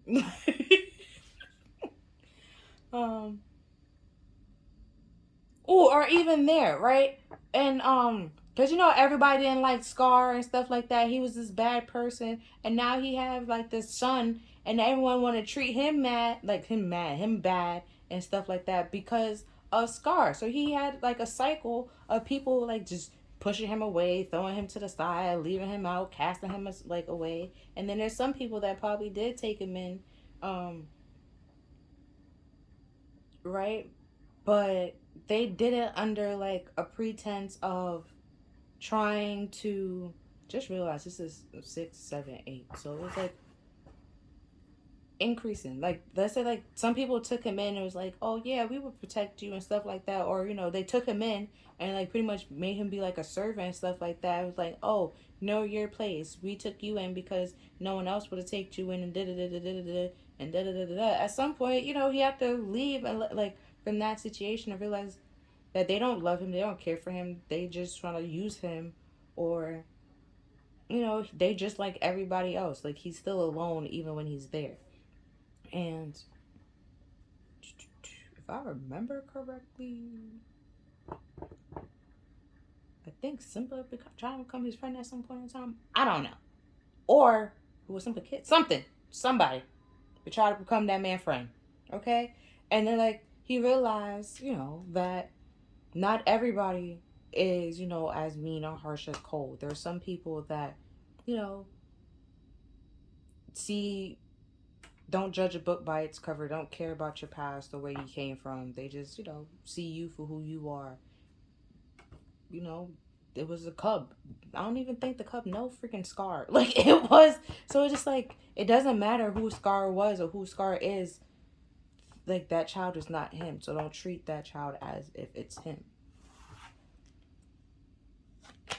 Next we have friendliness. Like I was saying with the person that tried to, like the cub that tried to be Scar's kid's friend, they was friendly. They realized that it doesn't matter who the hell Scar was. You're not Scar. You're not your father. But we have, you are able to recognize traits in common with others in order to forge love-based connections. And, the Knight of Pentacles is kind of slow to bring in his offers and his connections. So it probably took that cub a lot of time to become Scar's kid's friend. I don't know the cub's name, like I said. But because like a lot of people could have been trying to keep them away or say like, oh no, that's a bad cub because his father, because who his father is and stuff like that. But it doesn't matter who your father is. That doesn't make you, it's just genes in your DNA pretty much. Like that's not you. They're not you. Like I'm not really my parents. Like I might look like them, but personality wise, I'm not really like, more like, okay, that's because I'm kind of sort of more like my dad. So it's just, but either way, there's some kids that just it doesn't resemble either. Like they look like their parents, but they don't act like either one of their parents. They just be themselves and just simply themselves. And that was what that cub is. And then no one actually was friendly enough or gave him a try to incorporate him into the pack or to like find out who he truly is and stuff like that in order to move on and close out that cycle. They just, felt like, oh, you're Scar's kid? No, stay over there. And that kept them stuck. That would keep you stuck in the cycle because, like, what happened if that kid was supposed to help you or teach you something? You can't learn it, or understand it because you pretty much booted him out and, like, casted him away. And then, over time, when now let's say time grows on and you realize you have to go to him for help and you ask him for something. Now the tables have turned. Now what happened if he don't want to help you just like you didn't want to help him? Now it's him holding grudges and being mean and bitter and da-da-da-da. No, because you started it. Like, and it's just like, bro, like acknowledge the fact that you were wrong and you did some wrongs and, you judged the book by its cover. You prejudged, the book by its cover. And you was prejudiced. And because of that, there's repercussions, and there might be some repercussions. He could simply be nice and sweet and just be like, yeah, I forgive everybody, I understand. Or he can simply be like, no, now I want to be by myself. Like, it could be either way. He can, be nice, open, and friendly, or he can come out and end up being like Shrek. You can't be mad at him if he end up being like Shrek, because y'all all cast him away, pushed him aside. So he got used to being alone and being by his damn self. So now y'all want to go bring everybody to his swamp and push everybody there and be like, yeah, this is fine. Like, no, it's not. No, it's not. And then we have perseverance. I know what I can do, whatever I set my mind to. And that's what all your solar plexus is about. Like, persevering and taking action on your happiness and things that, or your success and things that can lead to success and make you happy and peaceful. So, like that, like the little cub that was become friends with Scar's kid. They continue to try to be friends, even if everyone felt like they should have left him alone or her alone. Either way, left the cub alone and just let it be by itself and stuff like that, or like go away or just ignore it. No, they continue to be friendly and be its friend and build a bond with that. Build a bond and build a friendship, because it doesn't, like, they realize this. He just wanted a friend. They wanted a friend. They got a, like, you want a friend. He want a friend. Y'all become friends. Problem solved. It's like, they continued and continued. They didn't care what other people think or felt. They were empowered to be that person's friend, and so they saw it from a different point of view. Like, they have no friends. It's kind of sad. And then, you don't have a dad. That's even worse. Then the community doesn't like him. That's kind of down, right? That's even sadder. So it's just like, and he's a child. So he's pretty much like an orphan, and y'all pretty much abandoning this orphan for no reason because his dad was like an asshole. It's not his fault. Like, it's not his fault. So they continue to be his friend and persevere. And just like that cub, he continued to persevere and to be friendly and find friends and seek out hope and, make meaningful connect. I mean, of course, it's a Disney show and, but hey, be friendly and persevering and continue to try to seek help, meet new people, learn new things, experience new things, and yeah. Next we have, you deserve love. You are lovable. Right? Even if you're Shrek, Scar's kid, you deserve love. You're lovable. Doesn't matter who the freak your father is or your mother is. I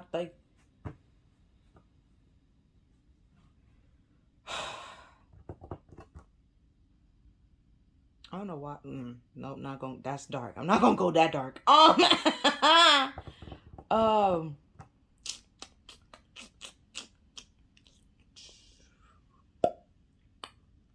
Never mind. Because all the things that popped on my head was like super dark, and I was like, "Yep, can't go that dark. Can't go that dark." But then have nothing else. Nothing else. So heads up, it's about to get dark. But like those like traders and stuff like that, right? For America or even in general. Oh, right, like some people, they get stereotyped, or like Germans. They used to get stereotypes of being like real angry, right? They're not angry all the time. It's just they're not angry. There's just a point in time in history they was just real. Their leader was just an asshole and led them to believe a lot of fucked up ass shit. Okay, and they did a lot of fucked up ass things. Okay, and out of those fucked up ass things, we learned a lot. Okay, so we have to realize and acknowledge there was a fucked up ass situation. Yes. But we took a lot out of that fucked up ass situation. We persevered, the Jews persevered out of that. Well, a lot of communities persevered through that fucked up ass situation. It wasn't just they hated the Jews, black people, people with special needs, gays, lesbians, gays, lesbians, trans, everybody. Okay, like it was a lot of people that I don't know why the special needs he had a problem with, but he had a problem with him. Um, it's just, but they persevered and, was empowered to, to continue to fight and do what's best for them and to see that, like, a better day and, like, continue fighting and I'm persevering though. But, because they know that the situation that they're in is fucked up. Yes, man, they don't deserve it. They don't know why it's happening. We don't know why the frick it's happening either. We don't know why the frick he picked on these group of people, but specifically those group of people. Who the frick knows? But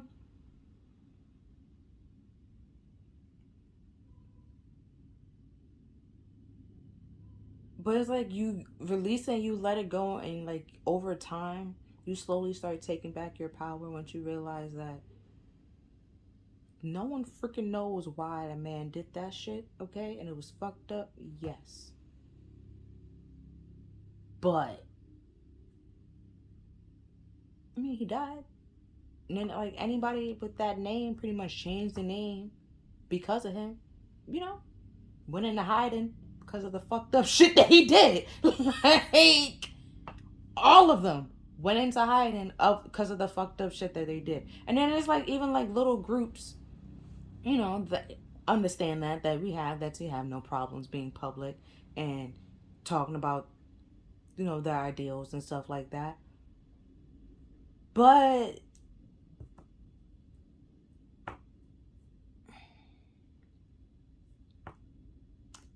they're just like attention seeking people that need to understand like that it didn't work then, it's not gonna work now.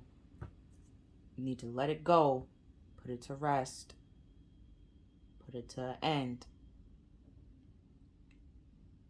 because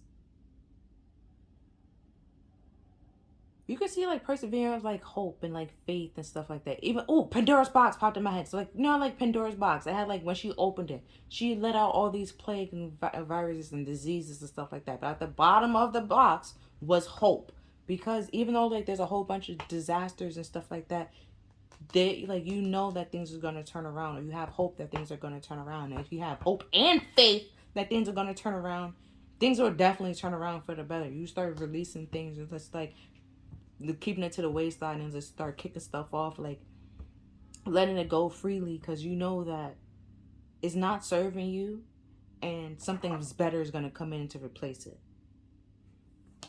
That faith is your empowerment. That's something that you have a strong belief that spirit has your back, that you're not alone.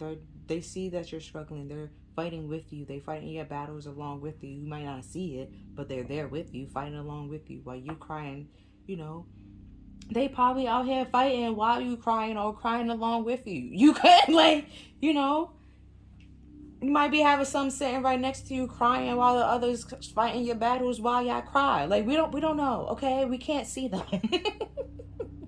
But they, are there with you, persevering with you, fighting with you, trying to empower you, saying like to take action, move away from this, close out this cycle, break free of this entrapment or entanglement or situationship or whatever's bringing you down, because you deserve love. And even if like the battle is hard or it's rough, continue fighting, keep fighting. You might be tired, take a break. Even the tortoise did that, and no, not the tortoise, the hare. Like, he took a rest, he took a break. He probably lost at the end, but still, that's not the point that I'm trying to make right now. That's not the point I'm trying to make right now. The point is, he even rest. Like, he, when he was tired, do that too. Or, slow and steady, rinse the waste. Even though, either way, take time out, take a breath, take a chill pill if you need to, take a, collect yourself. Be like, all right, this is, all right. If things are going too fast, slow down. You on the horse, you direct the horse, you're driving the horse or the vehicle, gas pedal. You you can tell it slow down, speed up. Grab the wheel. Ew.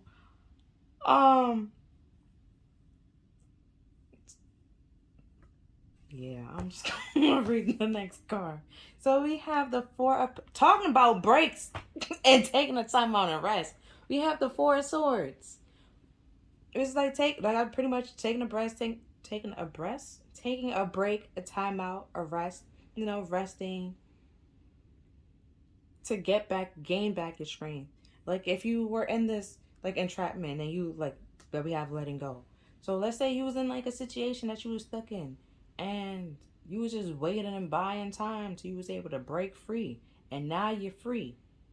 You might need to rest a little bit. You was in your body was like that's a lot.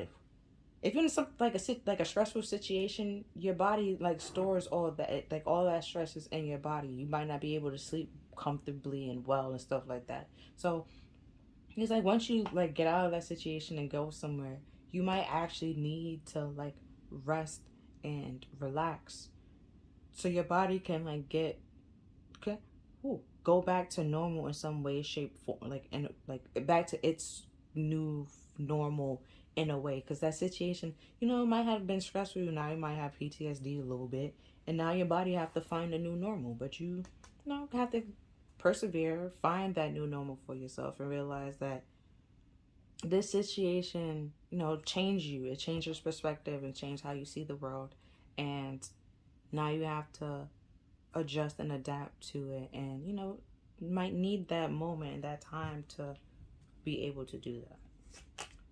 Next we have the 10 of Pentacles, which is all about like generational wealth, or like long term wealth, or like family. Like I was saying before, the pentacle can mean anything. It can mean time. Like if you put like a lot of time and effort, it's time to take a step back, take a moment, and like realize that you did a lot. Give yourself credit for that, and how far you have come, and see if you're happy. Check in with yourself. Are you happy here? Are you happy with how things are turning out? What do you want to change? What would you do differently? What do you want to add? What do you want to bring in? What do you want to throw away? What you want to you know? And what's not working? What is working? And stuff like that.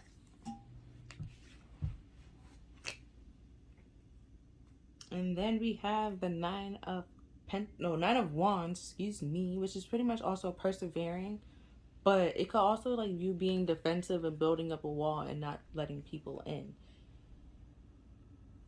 Cause you see, like the child is behind the fence. She can't really get out, and no one can really get in unless somebody open up the fence, or the child open up the fence, or to get out and get in and stuff like that. They can say who can come and go as they pleases, and that's what pretty much was saying before. Like you have to take a time out and realize what is working for you for like a long term, and what's not working for you long term. What do you want to keep? What do you want to let go?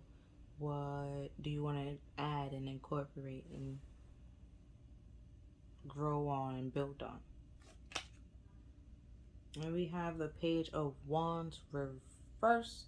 So normally the Page of Wands is all like curious and like adventurous. You're not taking adventure or action on anything. Like so you could be that kid behind the wall and shutting a lot of people out and not seeing things from a different perspective, and just shutting down at like let's say like after this tragic event was, because I don't know, that this entrapment and letting go could be tragic, after this like tragic, I don't know. Because with Will and Jada, like that was like a bump in their marriage, or like a hurdle in their marriage that they had to like face, like an obstacle that they have to face.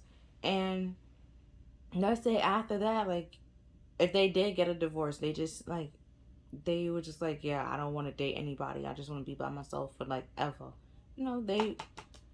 They shutting people out. Just because one person hurt you doesn't mean that everybody else is gonna hurt you. And they, we have to take that they time to themselves and come to that realization that they can't close everybody out, shut down, or just be by themselves and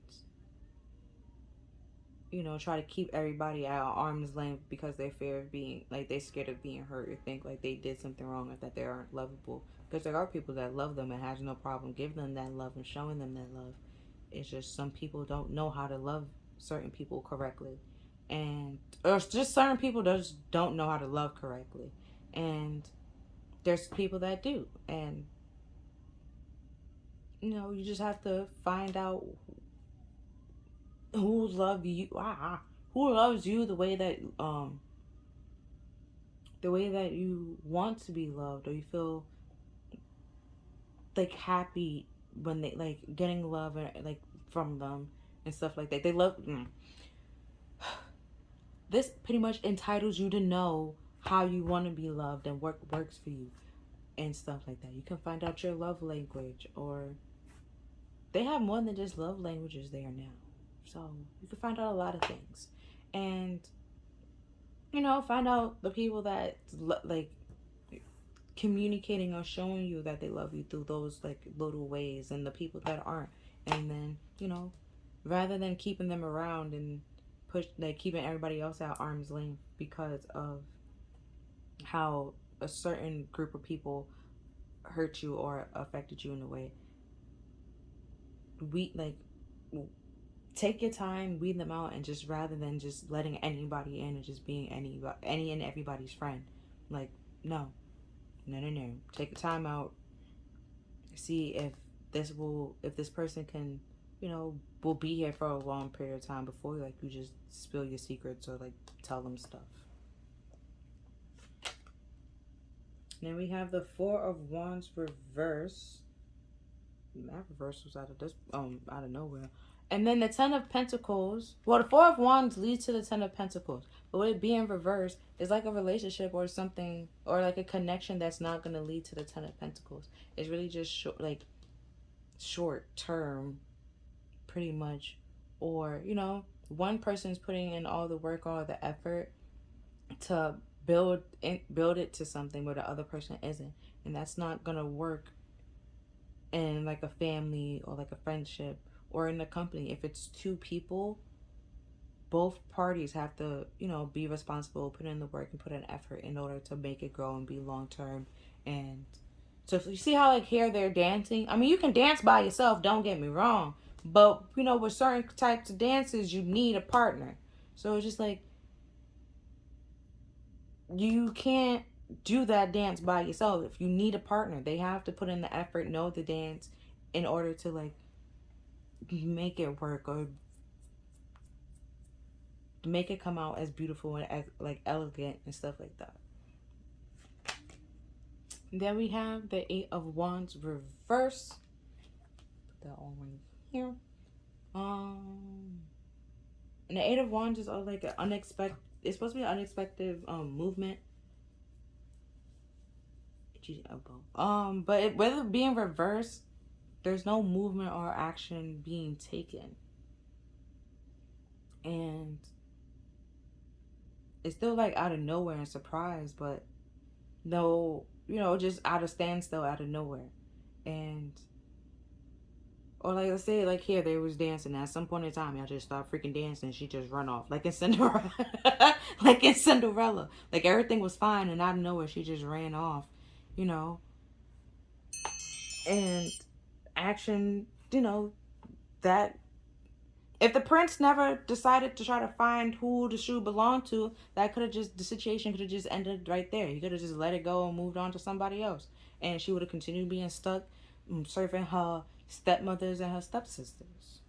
She would have been stuck in that cycle. But he followed her and she left the shoe, and he picked up the shoe and tried to search the whole land for who foot this fit. And realistically, I feel like a lot of people would have fit that damn shoe, because there's a lot of people that can fit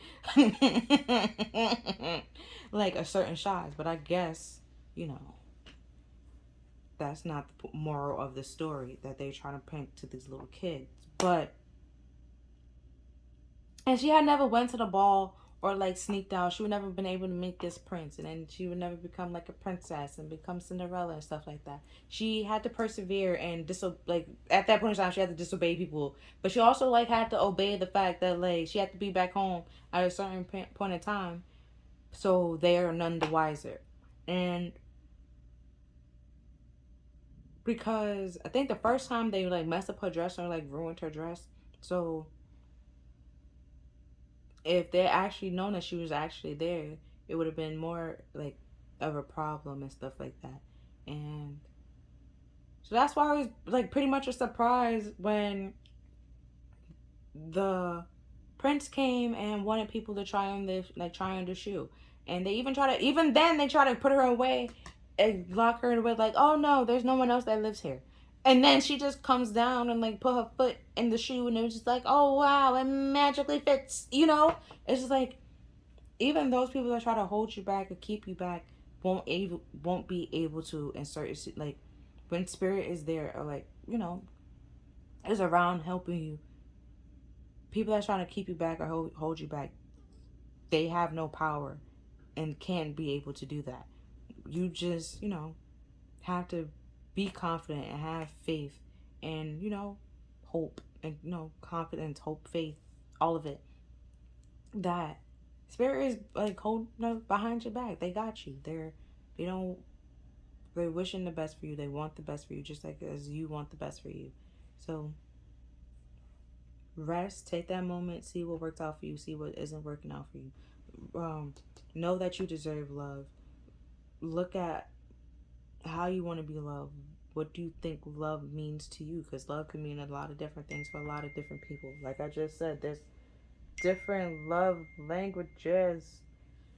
There's like 5 different love languages, and then you know you might have like 2 love languages, and you might be okay with somebody like doing one, but you want somebody to do 2, and that's, you know, everyone has their own standards and that they want in a relationship. So what's even one works for you, works for you.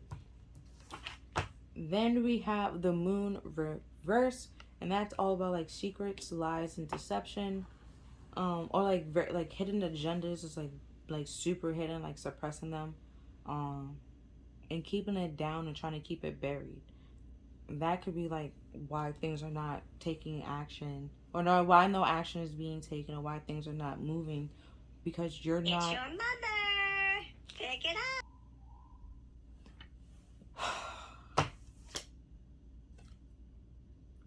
Then we have the magician reverse.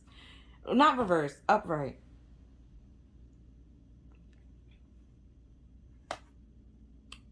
So,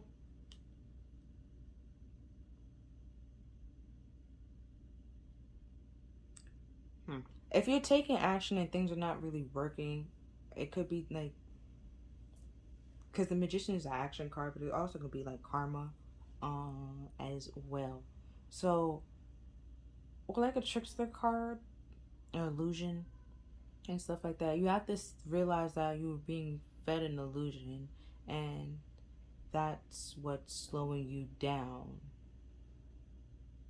Or that you're believing an illusion, you're feeding yourself an illusion, and that's what's slowing you down. Either way, you could be entrapped in an illusion or something fake and false, you know, a deception, and building something like based off of it, and that's, you know, it's gonna it's not gonna end up well because, you know, it's on a shaky ground or like a false foundation, and it's just gonna come crumbling down at some point in time. And that's why, you know, things could be like real hard and like moving real slow and stuff like that. Because, oh, also spirit from time to time, right? Not even from time to time, they know who's for you and they know who's not for you, and they know that they can't give you certain things when you're around certain people because they're either gonna take it, sabotage it, or, you know, you can't even like be happy and like celebrate it because, you know, Debbie Downers and all those clout chases and stuff like that. So they won't give you certain things until you release those people and, you know, but, you know, get away from them, like persevere and get away from them, leave them alone and walk away and realize that you is not a long-term connection that you have with these people. Build up boundaries and walls and standards, and don't let everybody in as much. You have to take that change, and because also the magician is alchemy, like it's changing things and transforming things into something else. And bro, taking something, transforming it and transmuting it and stuff like that into something else. And so you taking this lies, heartbreak, and deception and transforming it into something better and beautiful and encouraging, and persevering to find your true happiness. Bit my tongue again.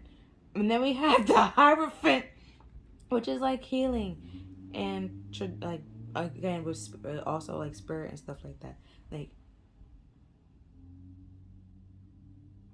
so like I just said, you taking this like heart, like tragic situation and making it like a beautiful and like better thing. Like taking your lessons and turning it into taking your lemons and turning it into lemonade. Like you made it into something like very empowering and peaceful and happy, and realizing that the situation doesn't make you. It's a part of you, yes, but it's not who you are, or like you're not letting it hold you back and keep you back. Next we have soul love. So like it'd be like hurt people. Let's say you have one of those like those hurt people that hurt people, and they hurt you bad. Okay, Usher, you got it bad, and you like now you got out that situation, and it left like a sour taste in your mouth, like all about love or how to love in general. But you took that time out to actually, like I said, to find out what love means to you and how you want to be loved, or just simply date yourself and love on yourself, and transforming that negative situation and realizing that not everyone is like this. Could have been that person was an asshole, but not everybody's an asshole. Like I've said, like not all Germans are assholes. It's just certain Germans are assholes. You can't group a whole bunch of people or just be prejudiced or stereotypic to a whole bunch of people just because like either one or two people were an asshole out of that group. That doesn't mean the whole country or like island or ethnicity is assholes. It's just simply could be just those people that you met, and they could have just simply be having a bad day as well. So it's just like they might not be an asshole all the time. Probably they was pissed off that day. It's just like you don't let little things get you down, or like not even just little things. You don't let things get you down and keep you down. Like you continue fighting and standing up for what's right for you and or others. Next we have Divine Feminine, which is pretty much like the Empress card. And that's all 4 queens in the deck. And she's supposed to be like, she doesn't, it's all about like attracting. Like the masculine energy is all about taking action and doing like, but she still gets things done. She still take action and stuff like that, but she also attracts things and attract opportunities to her. So you can be having like a lot of love offers, and then after this left like a sour taste in your mouth, probably be keeping people at arm's length. But you have to realize that you can't do that forever. You have to hear people out, because we're humans. We want meaningful connection and hugs and interactions with people, and like physical touch and stuff like that. Like we as humans, we kind of sort of want that. And so keeping people at arm's length might not work out for you when you in those moments when you want stuff like that. And we gotta, that's when you need to be able to decipher who's loving you correctly in the right way that you want to be loved and treated, and those people that's not, and the releasing the people that's not, so you don't have to worry about you know, your happiness being sabotaged or messed up in any way, shape, or form. And then we have light being. So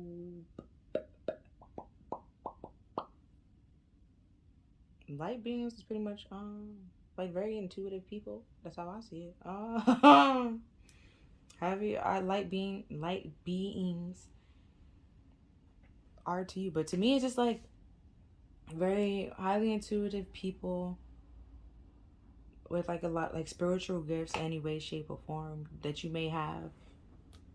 It might be like being clairvoyant, it might be clairaudient, I don't know. But it could, you know, however which way, and that, you know, message is getting across you to help you get out of the situation or put like get a different perspective on the situation. With the Hierophant here, he's trying to help you heal the situation, release it, get away, get out, close out the cycle,